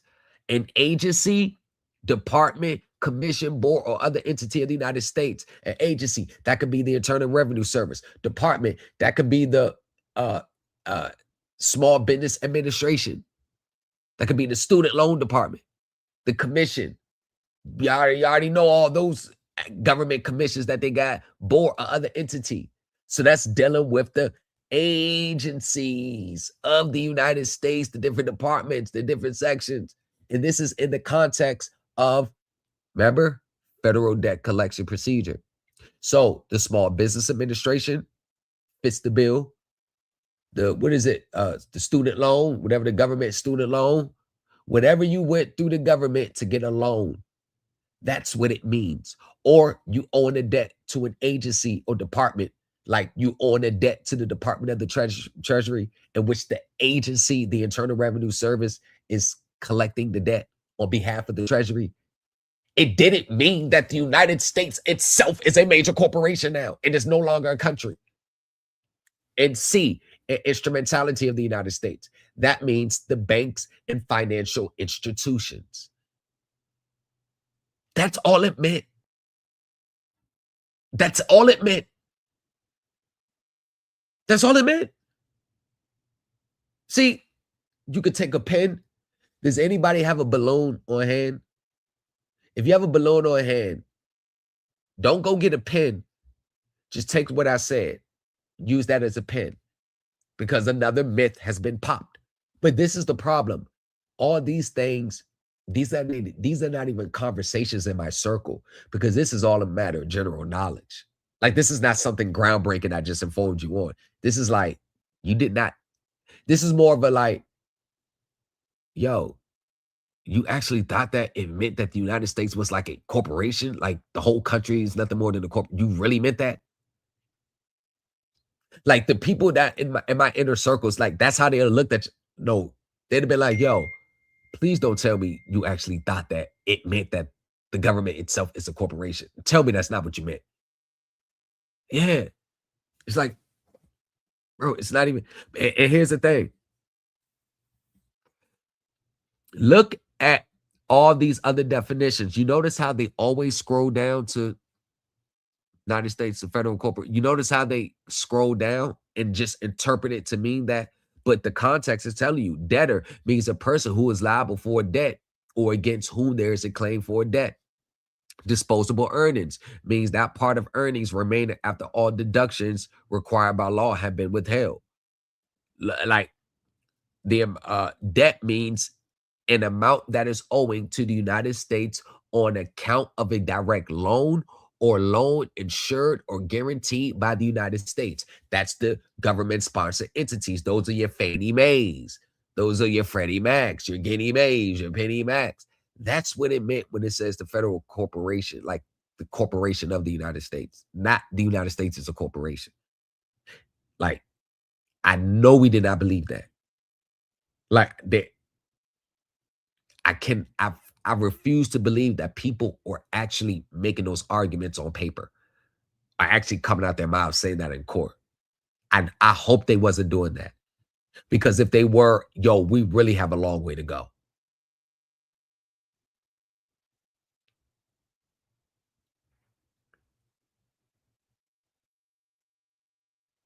The social is used to identify you.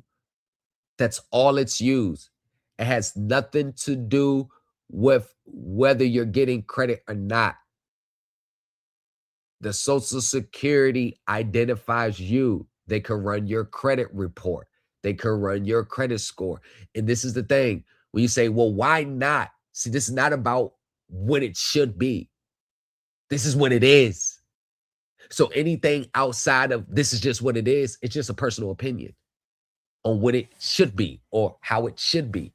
But over here, I don't deal with how things should be. I deal with how things are because it saves you a lot of time, energy, and stress, especially going down rabbit holes that are not going to lead to anything fruitful. See, over here, we don't bump our heads to learn what not to do. Over here, we just look in the landscape and see everybody else bumping their heads. So that lets us know we already know what stuff to stay away from. But then we do deep, in-depth research into all these claims.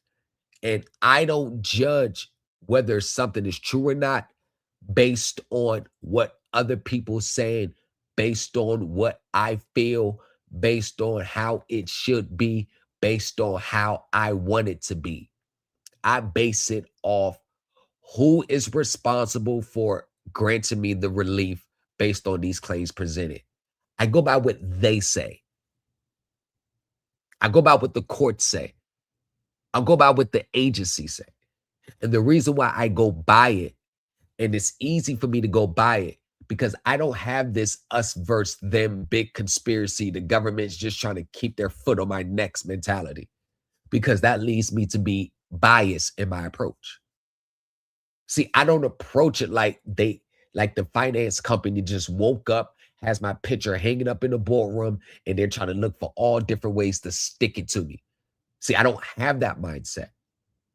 I don't have that mindset that they're just trying to prevent me from asserting my rights when you're nothing more than another account amongst hundreds and thousands of different accounts they have. You see what I'm saying? See, that puts things in a proper perspective. So, and it keeps me from not having this victim blame mentality. So when I'm off in my assertions or my claims are frivolous, it would allow me to look at myself as, what did I do wrong here?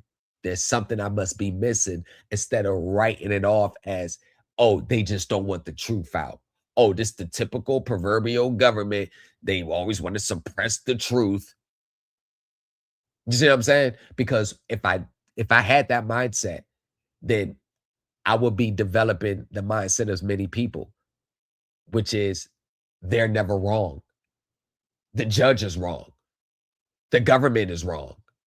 Somebody else is wrong. But it's never me that's wrong. It's my arguments can never be wrong. They're right. It's just they don't want my truth to get out. They don't want me to expose the fraud. No.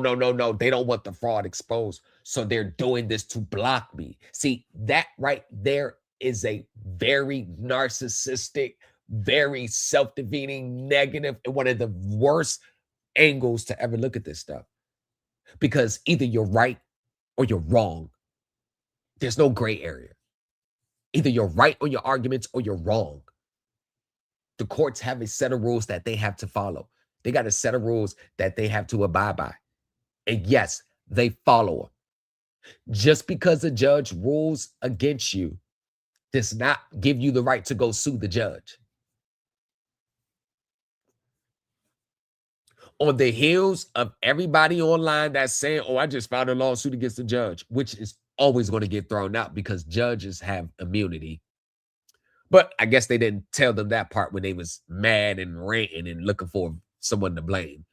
But every lawsuit I hear when someone says, straight up, every time I hear someone says they just filed a lawsuit against a judge, I automatically think they're a sovereign citizen and they're mad because their frivolous claims wasn't accepted. That's all it is. That's all I see. Because when I actually start to read the claims that they filed, it's always some legal conclusions, some threadbare assertions. Oh, they can't put me out the house. I have title under God's law. I have the highest title. I'm under God's code. Corporations is not over a human being. That's why I have the title. See, over here, we have full title when the finance company sends us the full title with the no liens on it. See, that's when we know we have full legal title. Over there, they have title when they think they have title.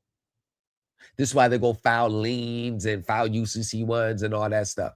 See, over here, our accounts are zero. 1 second.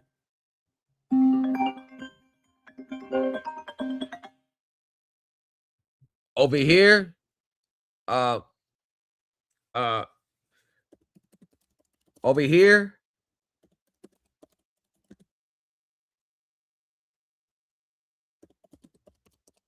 hold on, somebody's calling me.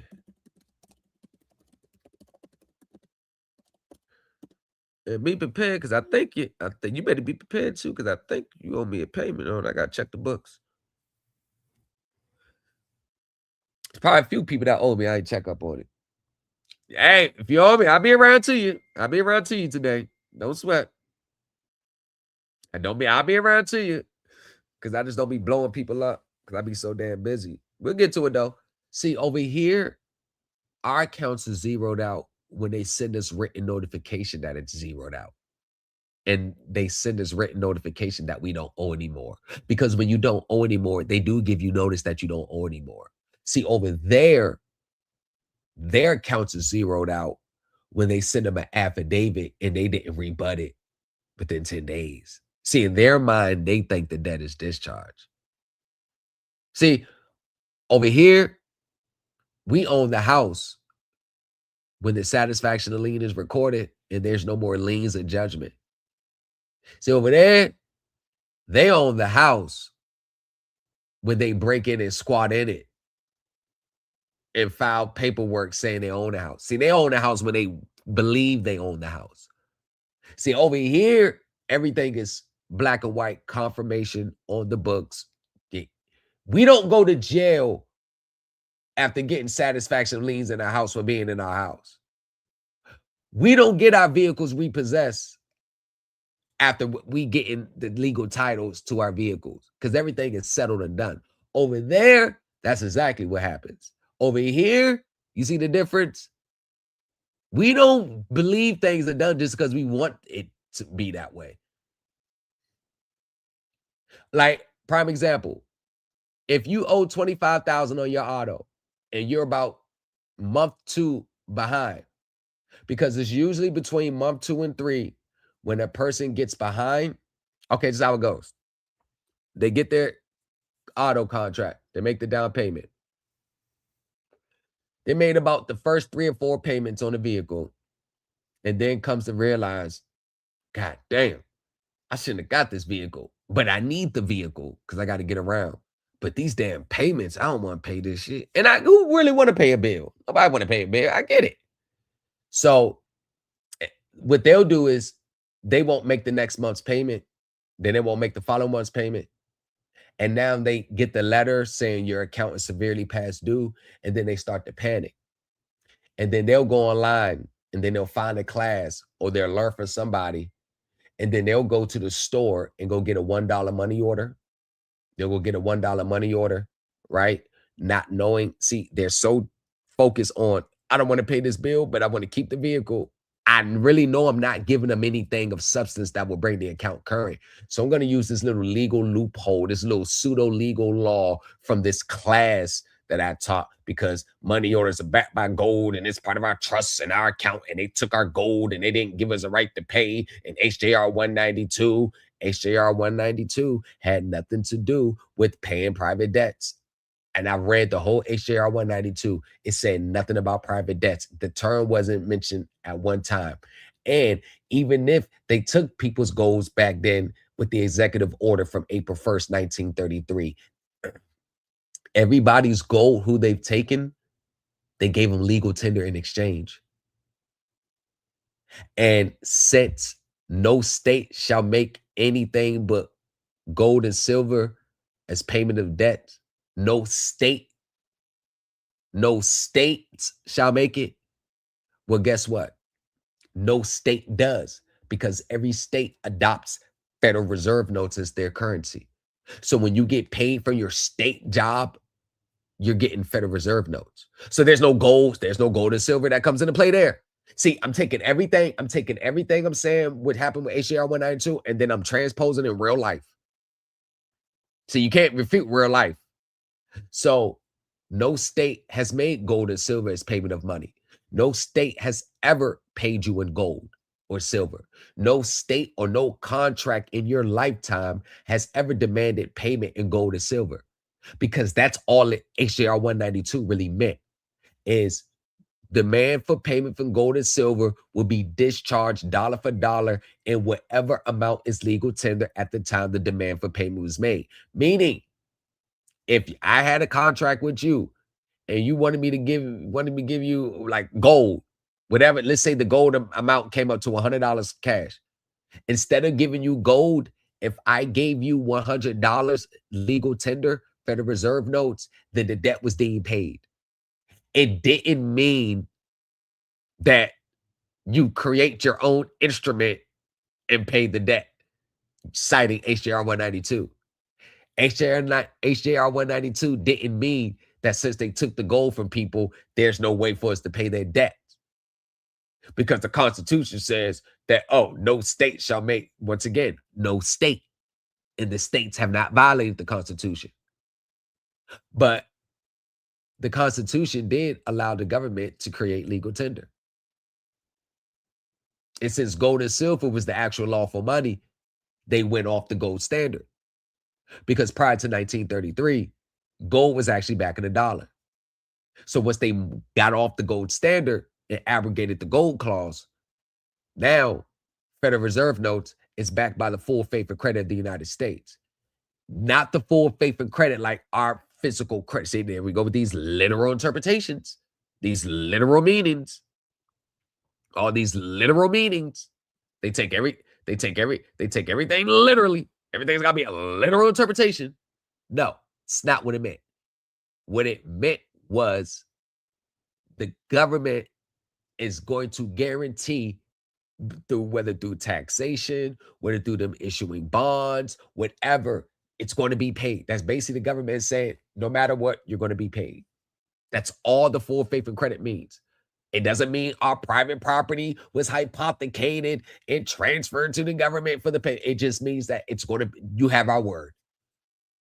You have our word, it's going to be paid. And since the way they set up the fiat currency system is the Federal Reserve notes are no longer retired unless they're outdated, it just circulates as currency. So if I owe John $100, I give this $100 bills. John owes Timmy $100. John gives Timmy the $100 bill. Timmy owes Susan $100. Timmy takes that same $100 and give it to Susan. Susan owes Andre $100. She takes that $100 and pays Andre.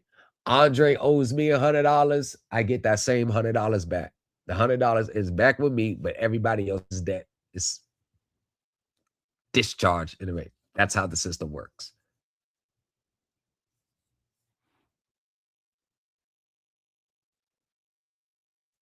That's how the system works. So since there's no actual redeeming Federal Reserve notes anymore, citing Title 12, Section 411 is outdated. You can't take your $100 bill to Washington, D.C. at the Treasury and redeem it because Federal Reserve notes are no longer redeemable in gold. So since we cleared up what HJR meant, we cleared up that everybody who they took gold and silver from, they received legal tender in exchange. Since they made legal tender, Federal Reserve notes the national currency, you do have a way to pay your debts through Federal Reserve notes, debit, credit card, cashier's check, a money order, which you exchange cash for the amount of the money order you wish. So we know how the payment of debts work.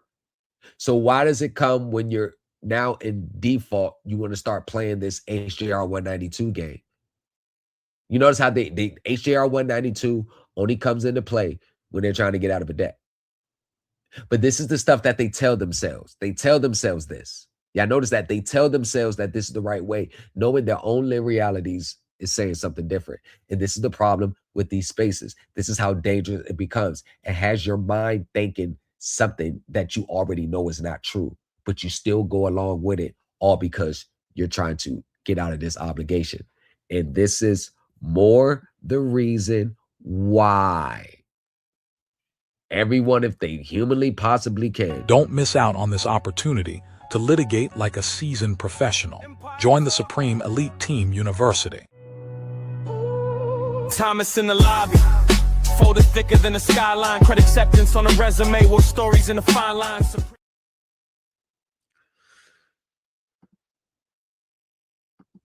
Sounds good.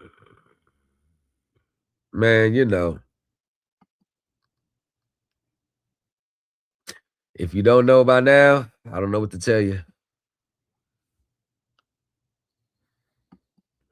These must be in reference to all their SEC filings. The whole world operates like that.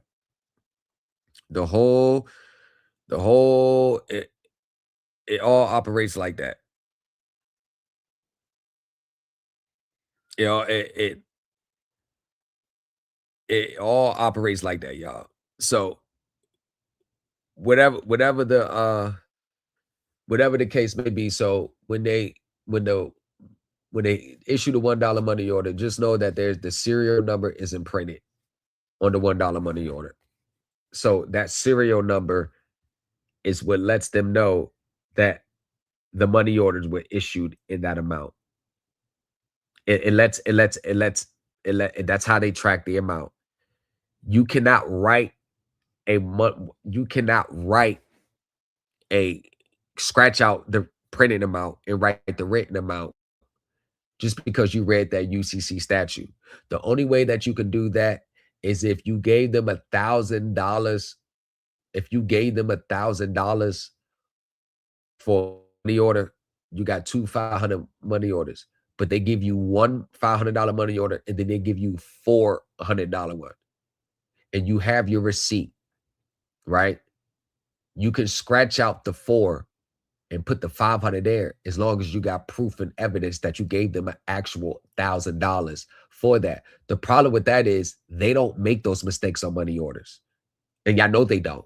You give them cash, they bring it up, bam, bam, bam, bam, bam. They don't make those mistakes. Because when you pay for it, the computer, how much you want the money order for? $400. Bam, bam, bam, bam. All right, you owe $401. There's no mistake there. And it's going to print it out. So when you're writing off, scratching out the $1 and putting the amount down, you know you're just being disingenuous. Like, it's like they know what they're doing is illegal, but they tell themselves these are their rights by law to do so. Or they have some type of special authority to do something just because they're not a United States citizen. It's all the same googly, goggly glop. It's all it is. So this ends, I hope this ends the federal debt collection. So when we get down here, just know that the United States, when it says corporation, doesn't mean it in the literal term. It means the corporations of the United States, government-sponsored entities, agency, the Treasury, Small Business Administration, or bank. It didn't mean the United States was a corporation within itself. Hey, yo, I can't lie, yo. I'm not even going to say it, but I would literally check the IQ level on many people who actually believe that.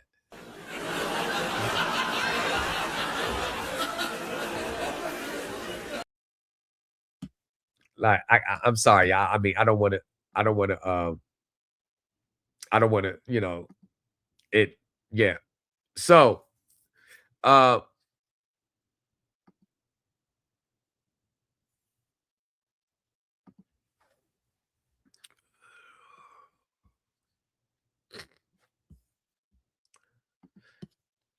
sovereign citizen movement, made up of individuals who do not believe they're under jurisdiction of the federal government, appeared to flit through the United States District Court for the District of Minnesota when a mortgage holder sought to discharge his home mortgage loan and home equity line of credit on the vapor money theory.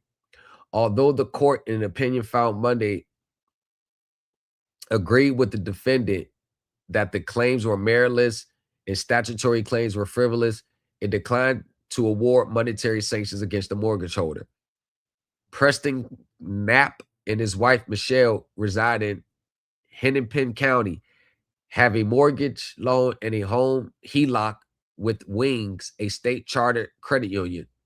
Under the terms of the mortgage and home HELOC, Knapp must make a payment when the loans are due.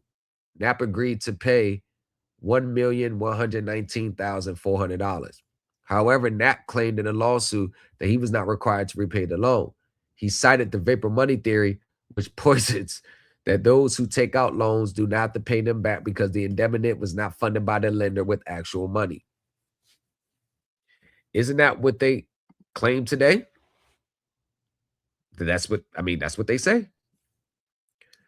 While Knapp filed the lawsuit pro se in November 2023, he appointed Brandon Joe Williams as an attorney in fact. That's another sovereign citizen term, attorney in fact. On Williams' website for the Williams & Williams Law Group, Williams is not listed as a licensed attorney in Minnesota. On his website, Willie states that he is absolutely not, nor will ever be, a member of the bar. I refer to myself as a lawyer or attorney just to keep it simple. William also says that his behavior is permissible as he does not view himself as a United States citizen. I practice freely in all 50 unincorporated states where there is no jurisdictional risk for not having a bar card to be an issue in courts. William asserts on his website. Other litigation involving Knapp in the U.S. District Court for Minnesota in June 2024. The court took judicial notice that Williams is not a licensed attorney. While Knapp argued that his choice of legal representative is protected by fundamental due process right, the district court judge, Susan Nelson, disagreed, citing Minnesota's strong public policy against unlicensed practice of law. See, this is the difference between what they believe is true and what is actually recognized as legit. It's the difference right there. Nevertheless, Knapp appointed Williams as his attorney in fact. Williams subsequently sent Wings, that's a weird name for a credit union, orders that included an unconditional tender of payment in accordance with UCC 3-603.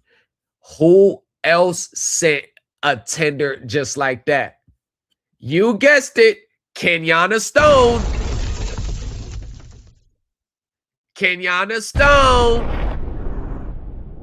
Who else sent the tender of payment in accordance with UCC 3-603? Kenyatta Stone.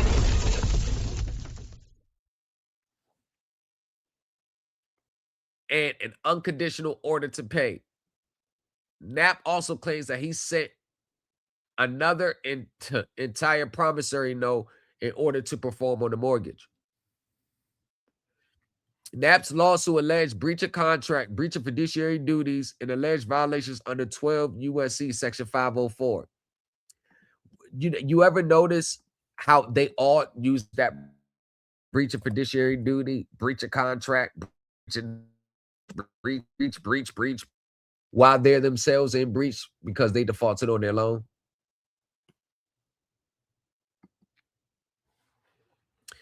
Any member bank and any institution affiliated party with respect to this member bank who violates any provision of Section 371, 371C, 375, 375A, 375B, 376, or 503, or any regulation issued pursuant thereof, shall forfeit and pay a civil penalty of not more than $5,000 for a day during each violation continues.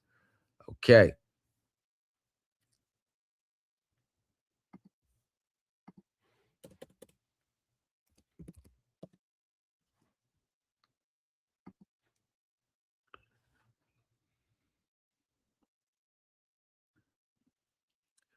Any bank may arrange, purchase, or sell or extensions of credit secured by liens on interest in real estate subject to 1828 of this title. Notes representing loans made under the sections to finance construction. So, no violation. There's no violation there. So what he cited was wrong. Let's see. Banking affiliates, nothing wrong there. Has nothing to do with what he's trying to argue. 375, extension of credit. No member bank may extend credit to any of is executive officers, directors, or principal shareholders, or to any related interest. This has nothing to do. This has to do with the corporate officers at the bank. This has nothing to do with a borrower. See? This has nothing to do with the borrower. This has nothing to do with, look, just walking all his claims down. Look, loans to executive officers of the banks. That's nothing to do with him. See what he's citing? See? Let's go 375B. He cited that too, right? Look, extension credits to executive officers. That's what I'm saying. You see what I'm saying? I told you their misinterpretations of the statutes that they cite is what does them in. Now, he also asserted violations of securities-related criminal statutes, including Chapter 77 of Title 18, to peonage, slavery, and trafficking in persons. This is all. I'm mad that I have to pay my debt, and you're not letting me get away with my delusions. That's all it means. I'm just mad. And since you're not giving me my way, here, you're violating criminal statutes. Title 18 USC does not give private citizens a right of action. Private citizens cannot use Title 18. That's for the federal prosecutors. See what I'm saying? See what I'm saying? Take a short.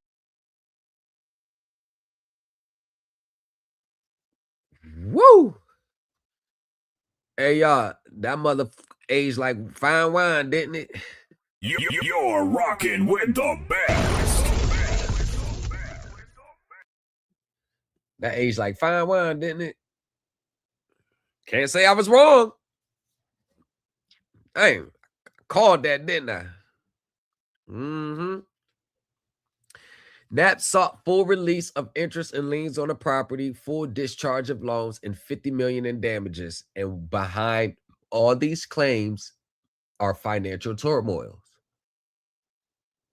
50 million. Like, let's just once again see with SETU, you would never have to worry about making a fool out of yourself. Because I know there's a few of y'all that have tried this before. Fee schedules. Y'all been down the rabbit holes. And instead of feeling bad or me feel like I'm peeling back scabs off old wounds, don't get mad at me because something that you chose to do freely. You chose to file those documents. You chose to send that frivolous stuff in. You chose to make a fool out of yourself because you thought that was your mindset. That was your mindset. Own it.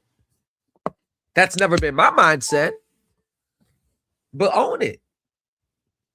You know, I didn't fall down the same rabbit holes a lot of people did. Because I already knew by just dealing with the federal government, that stuff wasn't going to work. They give it to one, they got to give it to all. But go ahead. Keep falling. Keep thinking that this is going to be your financial freedom. This is going to be your way out of your current reality. Keep thinking you're going to obtain generational wealth by issuing documents. Go ahead. Keep thinking it and don't go out here in real life and do the real work. Go ahead.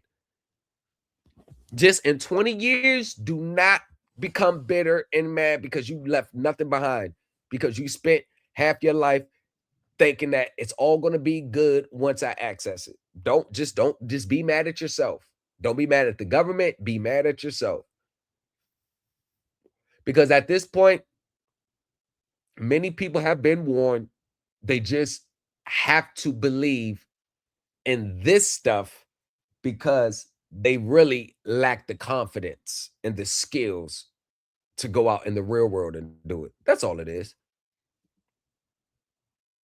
While Knapp filed the lawsuit pro se, the case is listed under cases on Williams' website with the comment, "This is our first official prototype of infinite money." Williams also discusses a client in Texas who claimed to be in a P&I situation where his farm was pledged as collateral for a loan. Williams has also filed a lawsuit pro se against American Express, which he characterizes as a magnum opus, seeking full discharge of loans, $250 million in damages, and optional a black card with no credit limit. So this is basically, regardless of what the claims that they think or how they've been damaged, this is nothing more than the typical sovereign citizen way of extracting money out the government in these companies. It's all a way just to get free money.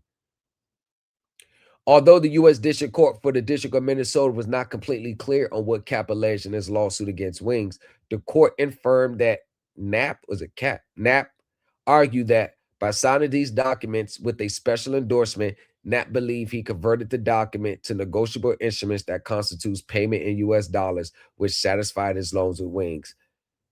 Hey, Kenyatta Stone, didn't you think the same thing happened in your case when you tried to buy a home with the fake check? You're rocking with the best. Ain't that what she tried? I believe that's so. The court rejected Knapp's breach of contract and breach of fiduciary duties claims, rejecting the vapor money theory. The vapor money theory is the idea that those who take out loans do not have a requirement to pay it back because the indebtedness was not funded by the lender with actual money. Put differently, promissory notes are money that anyone can create through signing. See, this is why I'm so glad that I actually worked with professionals, soaked up game from them, because many people think that all you have to do is just write a promise to pay, and now that's money. It's not the promissory note that is the valuable asset. The promissory note is the vehicle in which receivables are created. Okay, let me bring it down lower. A promissory note that has no payments coming in to back it, whether installments or lump sum at a specific date, with or without interest, has as much value as a used piece of toilet paper. If I give you a promissory note for $1,000, whether with or without interest, when the due date is due, I hereby promise I will pay within 30 days. That means within the 30 days, I have to have the $1,000, or I could be sued under the promissory note. Just because I signed the promissory note doesn't mean $100 was just created. It doesn't automatically convert the note into 100% cash. And this is why these people have a unrealistic and a very buffoonic way of looking at the financial system. This theory has been consistently rejected by federal courts in this district and across the country as frivolous and nonsensical, wrote Judge Donovan Frank. The court also rejected Knapp's claims that Wings was benefiting financially from peonage, slavery, and trafficking in persons. What is clear from the pleadings is that plaintiff obtained a loan of over $1 million. See, that's clear, to purchase his house. The argument that plaintiff is now being subject to peonage, slavery, involuntary servitude, or forced labor because Wings is requiring plaintiff to pay back the loan is frivolous, nonsensical, and unsupported by the law. And let me ask yourself this question. Let's all ask this question. Why is it that number one, why is it that these people can sign the promissory note, right? They can agree to pay. right? They can do all these things, right? Why is it that they can do that? But as soon as it gets down to paying back, now it's peonage. Now it's slavery. Huh? Where's it at? Why does it always have to come up now? And that's what makes it disingenuous. Now it has to come out. Now all of a sudden, the contract is over with.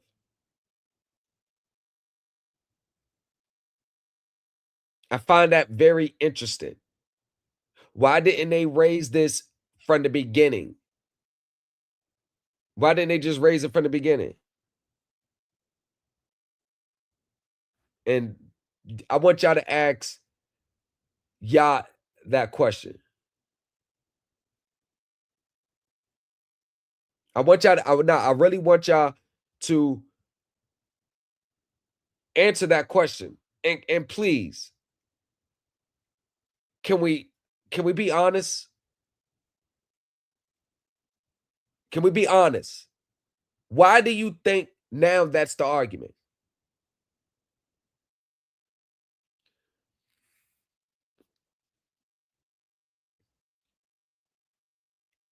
Just let me know. Put it in the comments. Why is that now the argument?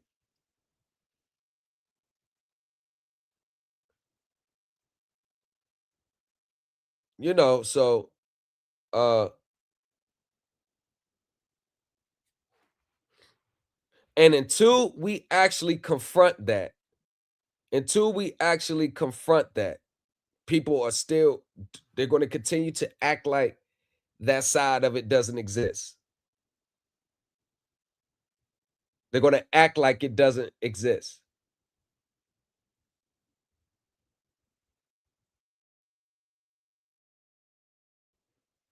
Because what you don't want to do is continue to to uh continue to put this stuff and act like this stuff don't exist, and continue to do this and continue to do that and continue to do this and continue to do that and continue to do this, continue to do that, this, that. But when it gets down to the real X's and O's, nobody has an answer.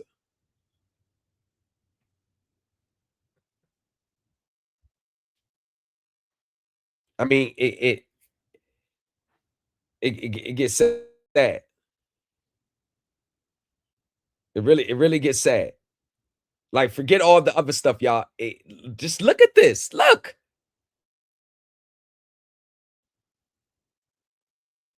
And this is all that they're teaching you to do.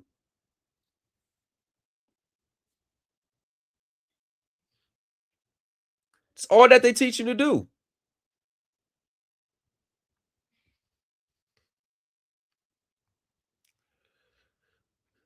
It's all they teach you to do.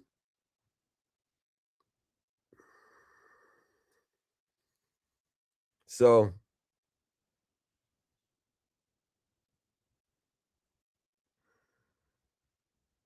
let me pull this up for y'all.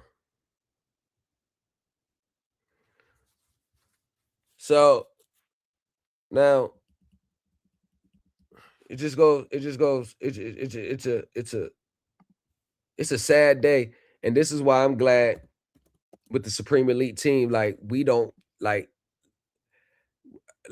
it would be 5,000 times worse if we were still sitting, if we were still sitting like everybody else with the mindset. Like we were I thank God every day. I'm gonna be honest with you.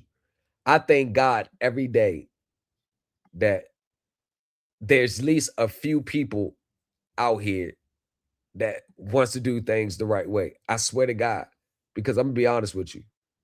If we were oh my gosh, it gets so worse. It would get so worse.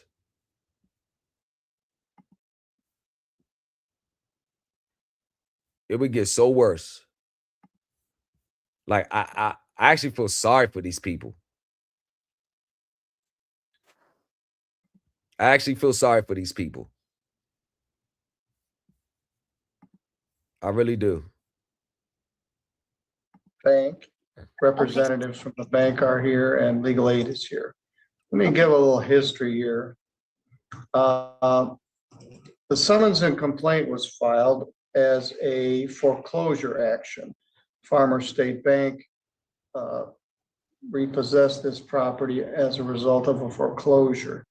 The parties were served with the complaint, and we had a hearing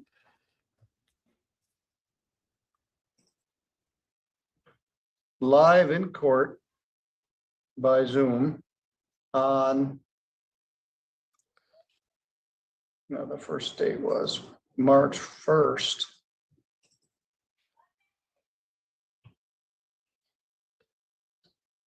And I signed the order on that date. The defendant had until March 11th to vacate the premises. No one showed up for the hearing. I was having a hard time with my phone. Yeah, that's not our problem. That's your problem. I know. You have a right to come here and be here. Anyway, no one showed up.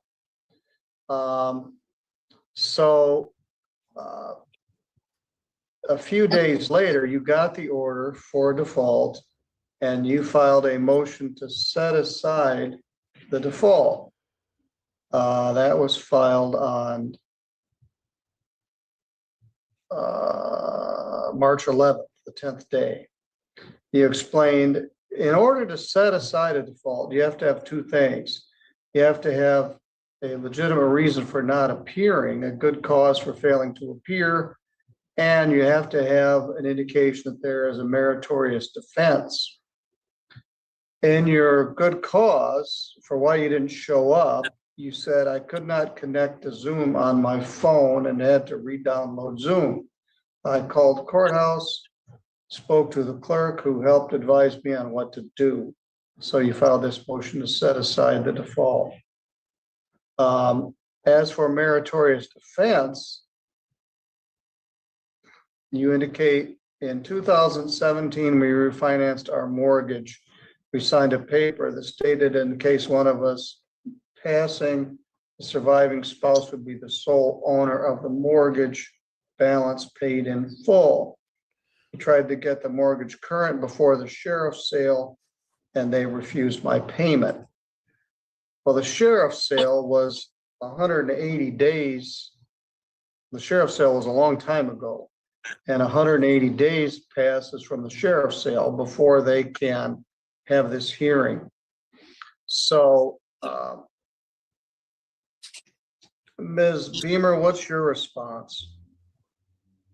Yes, Your Honor. Just simply that under the court rule, we don't think that the two-pronged test is met. It's not a reasonable excuse for failure to log into Zoom under the first prong.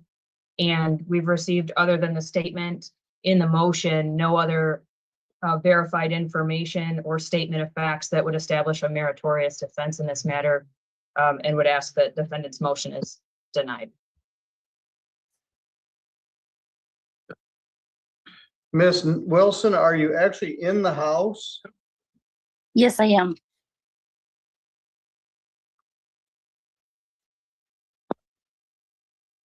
Who else is there? Just me right now. The kids moved out. The sheriff's sale was a long time ago.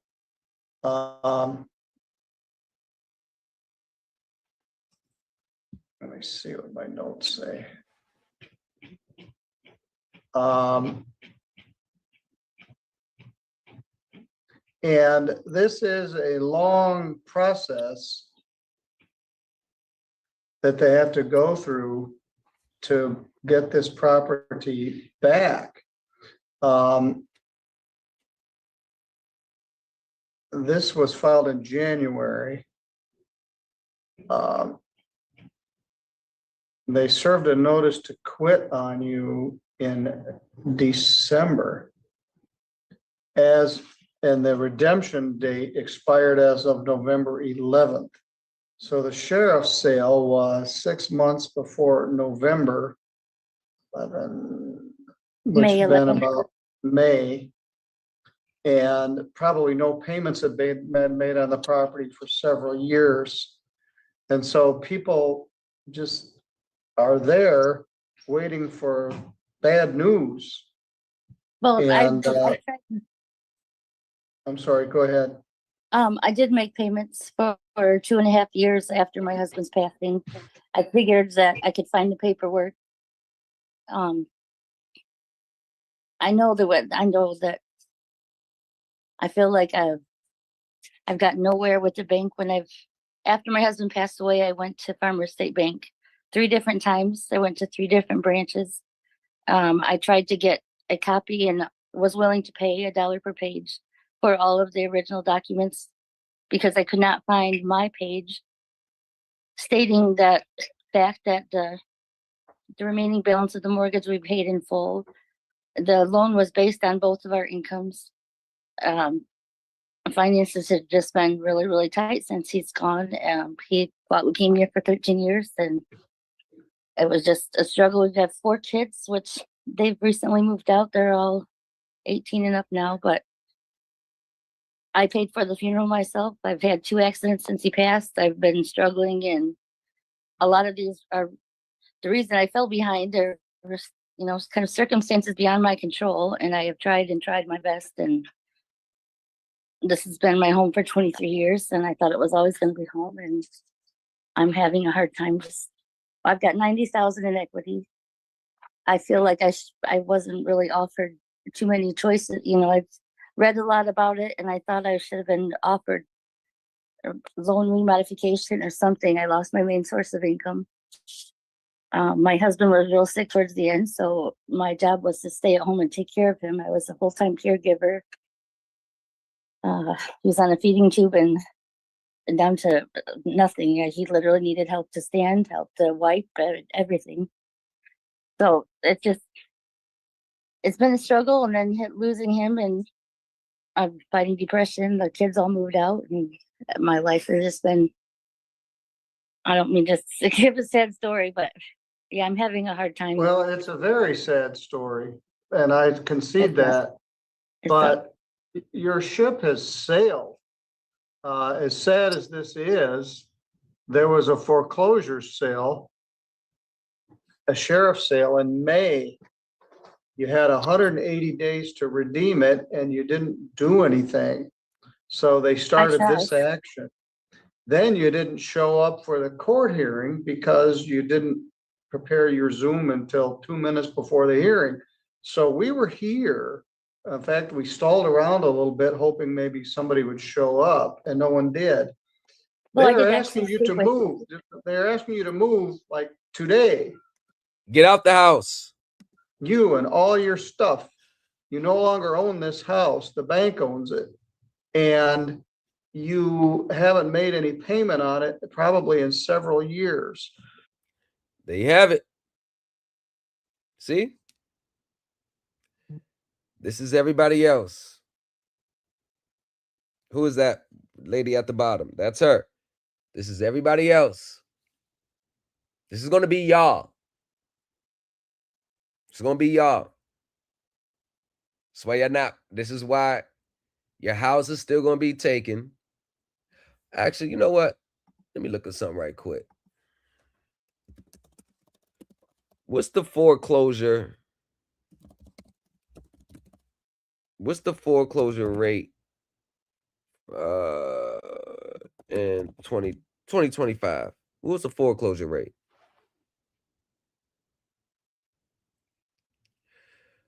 $367,460 properties recorded a foreclosure filing in 2025. Wow, that's 14%. From Realtor.com. Foreclosure filings touch about 0.26% of U.S. housing units in 2025, up from 0.29, far below its crisis rate in 2010. So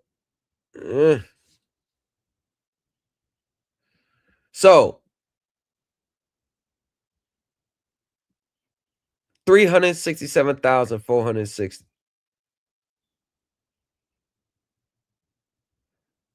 Foreclosure, fourth quarter, 111,000, up 32%.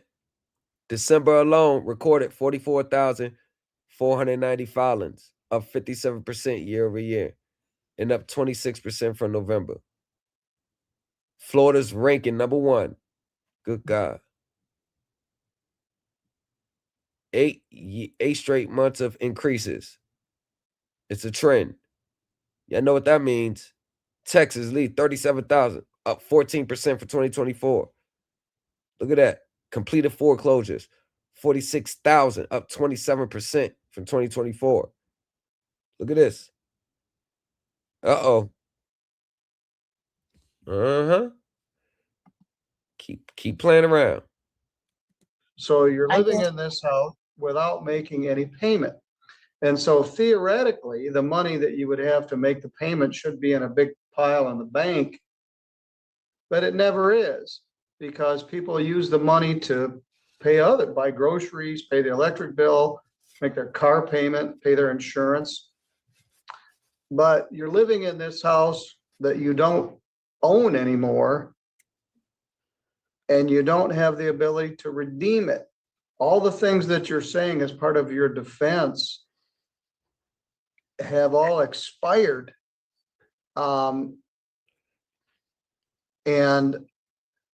the bank is frustrated, and you are certainly frustrated, but you're moving to set aside the default. So the first question is, did you have a good reason for not appearing? The answer, in my judgment, is no. You couldn't get connected to Zoom. You didn't attempt to use the Zoom until 2 minutes before the hearing. You always had the option the night before of coming to the court. So you didn't appear. In fact, I thought maybe you'd moved out. And then you did call later that day. The second question is, do you have a meritorious defense? And you said a bunch of things about how unfair you felt all this was, and the certainly very difficult circumstances that you were in. It isn't as though you willfully failed to pay your payments. Life came in harsh white light, and your husband's illness progressed. You lost his income, you lost your income, and you had a loan on the house that you couldn't pay, and they foreclosed on it. And that is a very sad but true story. I believe everything you're telling me, but none of it amounts to a defense to the fact that the bank is legally able to foreclose on the house. At least nothing that I heard. Ms. Beamer, they wouldn't take payments in March.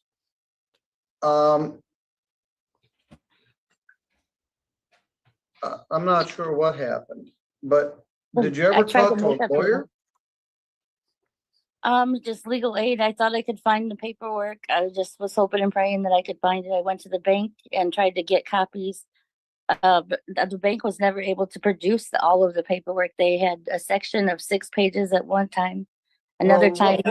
What is your defense in there? That somehow there was an insurance policy or something, and then it was part of the mortgage. Yeah, I thought I was going to have all this money coming back where I'd continued to make payments after my husband passed away. So I thought. Well, I've never known of a mortgage that says if one party passes away, the mortgage is paid in full for the party that's left. I'm sure, I'm very doubtful that the mortgage has that as a condition in it. Are you aware of anything like that, Ms. Beamer? No, Your Honor, and I know there had been communications between the bank and the defendant. The mortgage does not contain a clause like that, and no third-party coverage claim or insurance policy has ever been provided, nor funds for full payoff that would result in a claim against such a policy. I thought if we didn't have 20% down, we had to have PMI insurance or something. I don't know if it was PMI insurance or Is it in the application that we did? Because I remember we were sitting in the bank with Faith Gardner. And she said that the loan was based on both of our incomes, and that kind of helps protect us so that if we do lose one of the incomes, they knew he was sick when we did all this. I don't know. I wish Chris was here because I don't know. I remember him talking to his boss about it, talking to my dad, and he had peace of mind knowing that me and the kids would always have home. And I don't know. Is there any possible way I could, I know I've missed the redemption period, but I have been working, trying to come up with money to pay it off. Man, look, see, y'all see?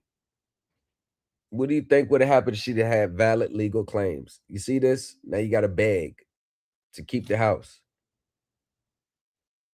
Now you got to beg to keep the house. You don't have no money to keep it. Now you got to beg. See? These are the positions I'm telling people not to be in. Is there any way the bank would work with me and give me the possibility of paying it off still? And you know, I've paid quite a bit on this place. I've worked my butt off. I don't know the answer to that. As I said, there was a legal process. And they posted it on your house. There was a sheriff's sale here at the courthouse on May 11th. It told you had 180 days to redeem it. So after May 11th, I don't know what was done in March, but after May, you had a right to redeem the property. And that didn't happen. Because that was $50,000. I didn't have it. But I did I did have enough to get my account current in March, and they refused my payment. And that was well before the sheriff's sale. And I had enough to pay all of the late fees and everything. So I thought I read that if I was current before the sheriff's sale would be canceled. I don't know about that, but you never filed anything in the legal action. So now it's at the 11th hour and 59th minute and 59 seconds, and you're raising all these defenses that perhaps should have been raised a long time ago. I don't know if you understand the gravity of this. There was a sheriff's sale. You had 180 days to redeem it. You didn't redeem it. You didn't file anything. You didn't, I don't know. I didn't think I could afford it. All right, well, you can't afford it, and they want you to move out. They bought the house back. They own it. Oh, the bank bought the house back. See, that's a toll. Woo! The bank bought their own house back. Lady, you don't have a leg to stand on. Listen, all these claims and stuff we talk about, that time has shipped and sailed. So basically, when they bought the house, that means her obligation has been satisfied. So now they're the owner. So now she has to move. There's not anything that she can say like, well, you violated this, and I looked on your books and I checked your SEC file. Those arguments are done because they brought the house back now. So her obligation is over with. Like when somebody buys your house at a sale, they own the house now. So even if she had claims, that ship has sunk. It's sailed and it's sunk. And So you've been living there for a long time without making any payment. They actually wanted you to move by yesterday. Hold on. So all these 180 days have already passed, and you're just now coming. Oh my! What the hell is wrong with you're the last minute? No, courts don't work like that. No. March 21st, or the sheriff would come, put your stuff out in the street. You're very close to the eviction process where the sheriff comes and forcibly removes you from the house. So that's how serious this is. Ms. Beamer, she asked several questions that I couldn't answer. Does the bank have any interest at this point in trying to redeem this? Respectfully, Your Honor, no. This has been, there was 3 prior foreclosures. I mean, like I said at the first hearing, there's a bit of a history here. While sympathetic to, you know, the tragedy of the circumstances, unfortunately, you know, the process has occurred, and they're not interested in any redemption at this It was point. and would because just of my ask husband for- having leukemia and us having. That, ma'am, and I'm sympathetic too, contrary to popular belief. But ma'am, let me just tell you this. I couldn't even help you at this point. There's nothing I would be able to do. There's nothing I would, it's they now if the house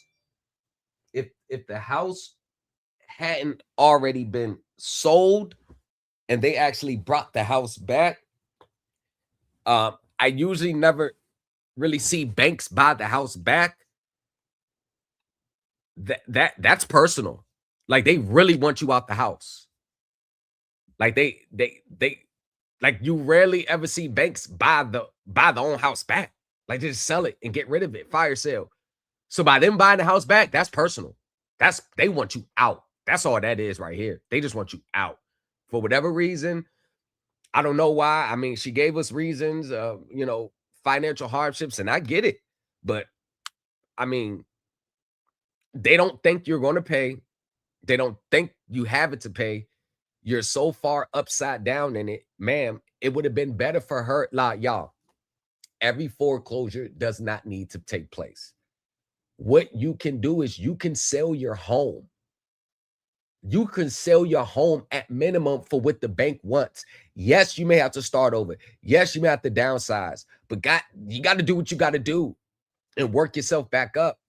But instead of, I tell everybody, if the last worst case, just sell your home.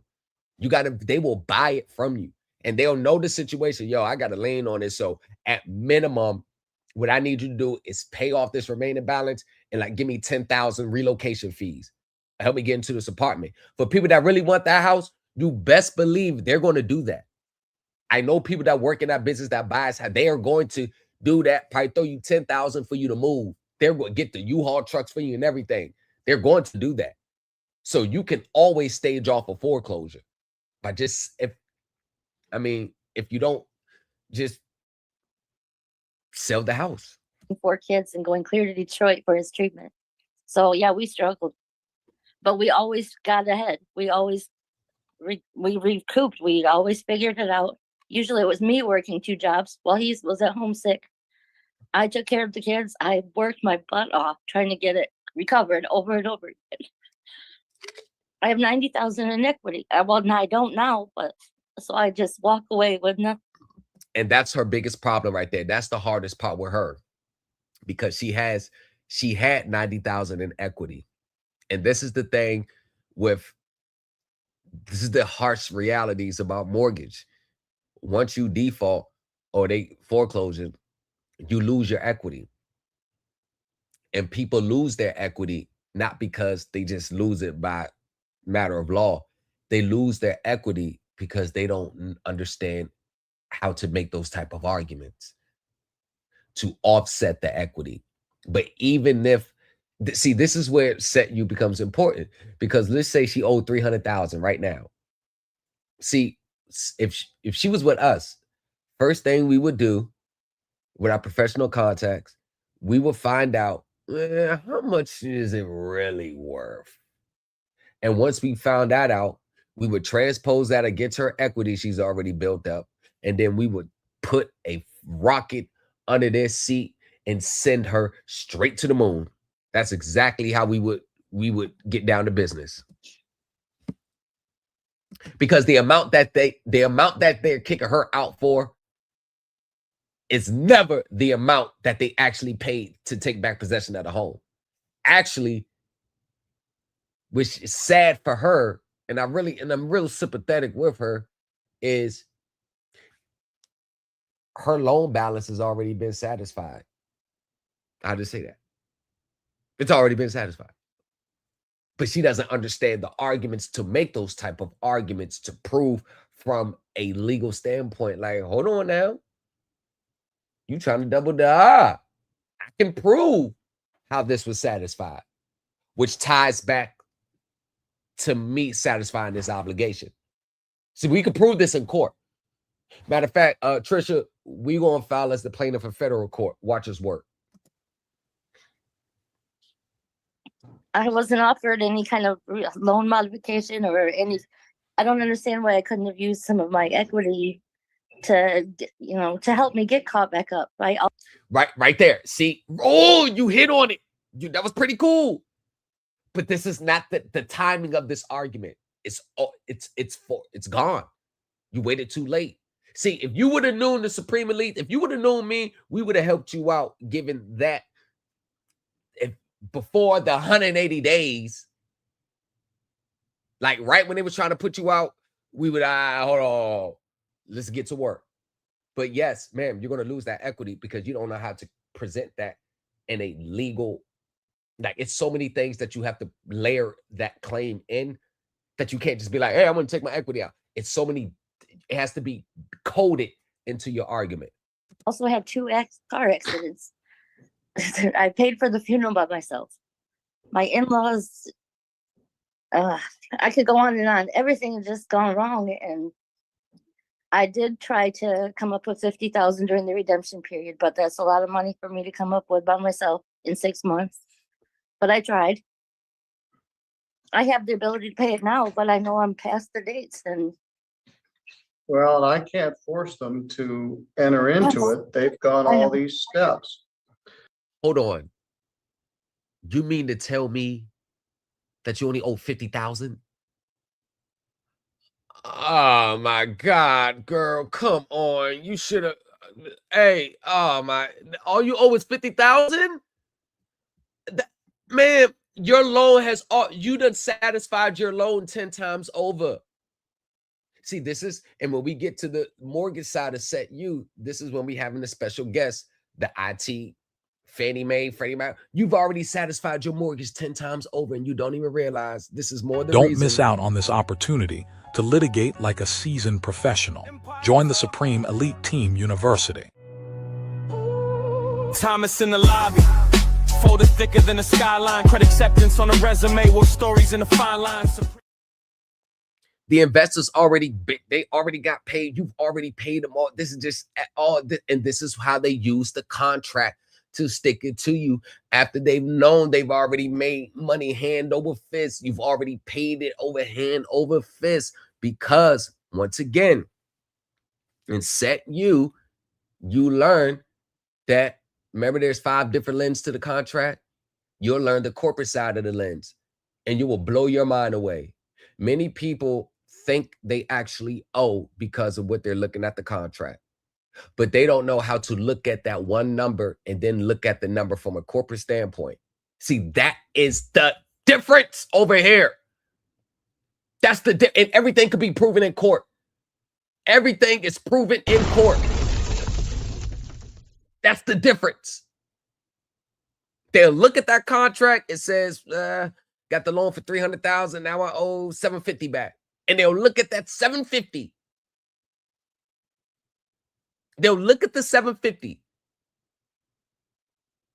But the finance company ain't looking at that $750.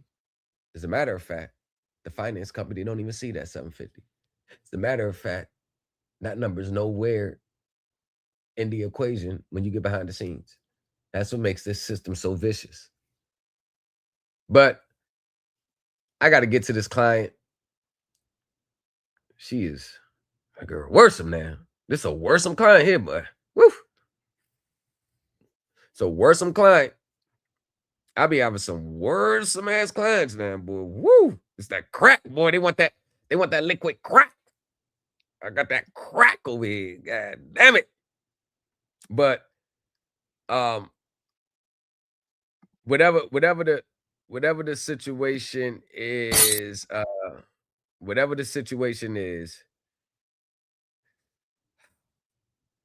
just know that, y'all, there's always a way. There's always a way, and there's always a legal way to do what you to do things. What you think is legal versus what the legal way actually is, the only way you're going to understand what the legal way actually is you can't look at what the legal way is from your lens. You got to look at what is the legal way? How does it really work from their lens? Like you gotta work the leap from their lens. We gotta stop acting like we know it all. We gotta stop acting like we know it all. And we gotta stop acting like like it's a us against them system. We get that it's that to a certain degree, but you can't not just discredit what lawyers are saying. Or their bar side, like all lawyers are going to send you up the creek. Like we got to get out that mentality, because my own situation should prove that's wrong. I worked with their lawyer. There was no railroad going on with me. Like we cannot carry that mindset that you could just fight the system your own way. You have to fight them in their world by their rules. You can't be like, nah, there's only rules for corporations. They don't apply to me. Yes, they do apply to you too.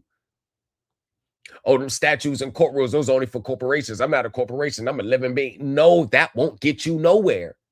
You're going to lose. But once again, I don't know what I'm talking about, but it seems like you never see me in positions how the other people are coming online. Y'all, look what they did to me, man. They did me dirty. I had them. See, they ain't want the truth out. You don't ever hear that come from me. You don't hear that come from me. It just works smooth. UWM right now got them running from the hill. Got them running for the hills. Got them running.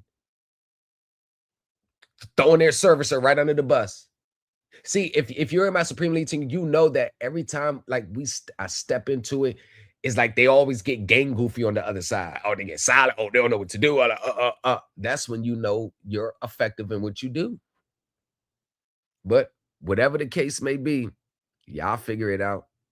Most people are going to look at their contract. They think that like say in an auto, of which we're going over here, they think that the finance company actually, let's say the sticker price is $25,000. They actually think the finance company actually paid the dealership that $25,000 for them. They think that, but we all know what happens. Like they really believe that they're dishing out that type of. They're not dishing that out, man. It's pennies. This provide, before you even. They even send you a default or notice of intent to sell your vehicle. Like, my gosh, but it's already happened on the books. My gosh, but this is where you see these people focusing on who has the right to rocking with the best. You're not the lien holder. You can't be doing this.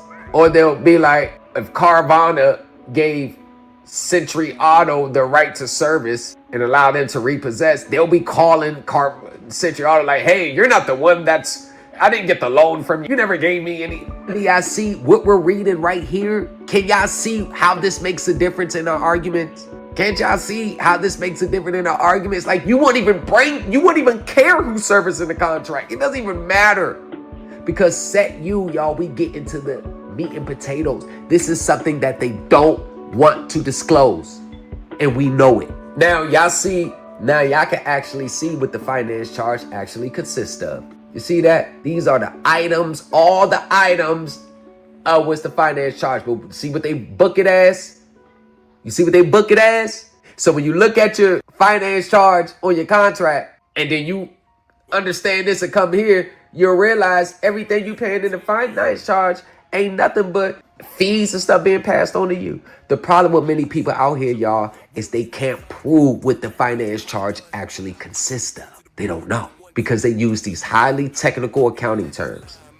Let me look at that right here. And if you look here, this is how they're jacking up the price of the vehicle. You see that? Look, included in the principal balance. See? All that extra stuff, all those extra stuff that you're getting is being jacked and built into the purchase price of the vehicle. 50% of people's purchase price of their vehicles is all fees and behind the scenes stuff that they just passing on to you. But they can't pass it directly on to you because it will violate TILA.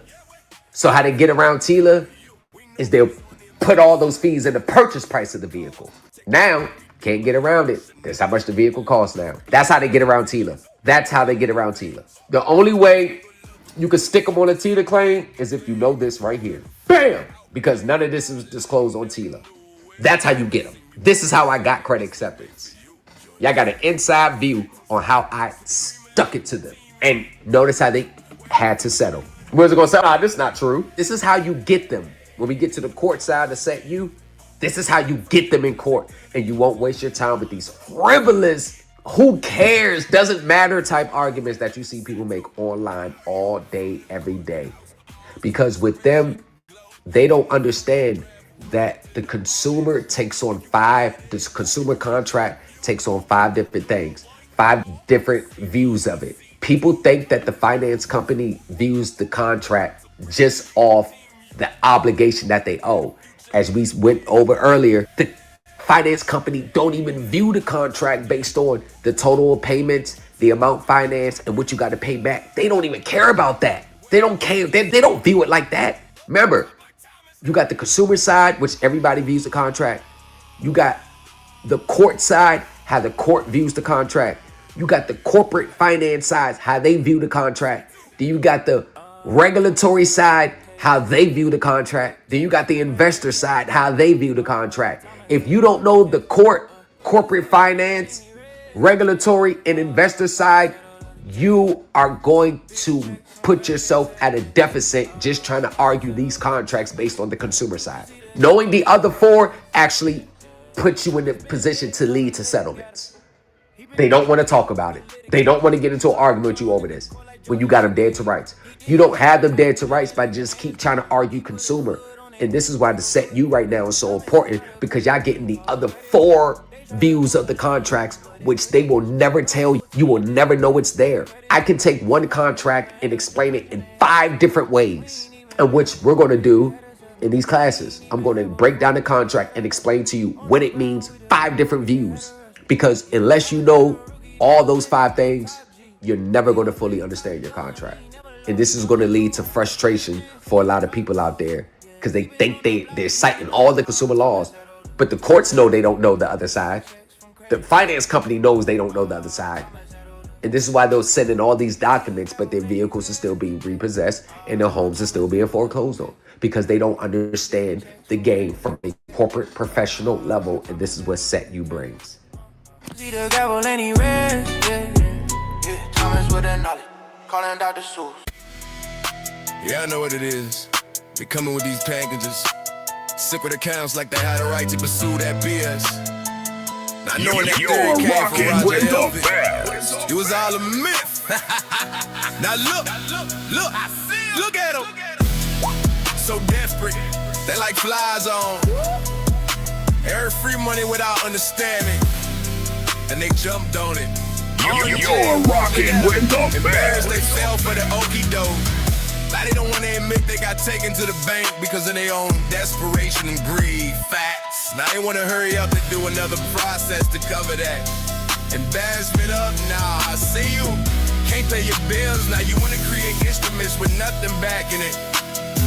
Think of that secret account. You're rocking with the best. Where the millions at? Where the mansions at? Where the assets at? Nowhere to be found, nowhere in sight, but y'all wanna get mad at me. You're rocking with the best. You winning! All self-talk, professionals on my team, that's a fact. Y'all heard the phone calls, I played a major role in my own settlement, legendary. You're But y'all rocking still with talking the trash, them best. cars. Let me see the wet ink signature.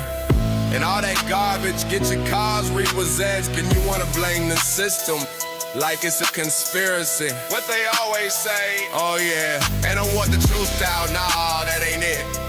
You just had no foundation, you're mentally lazy.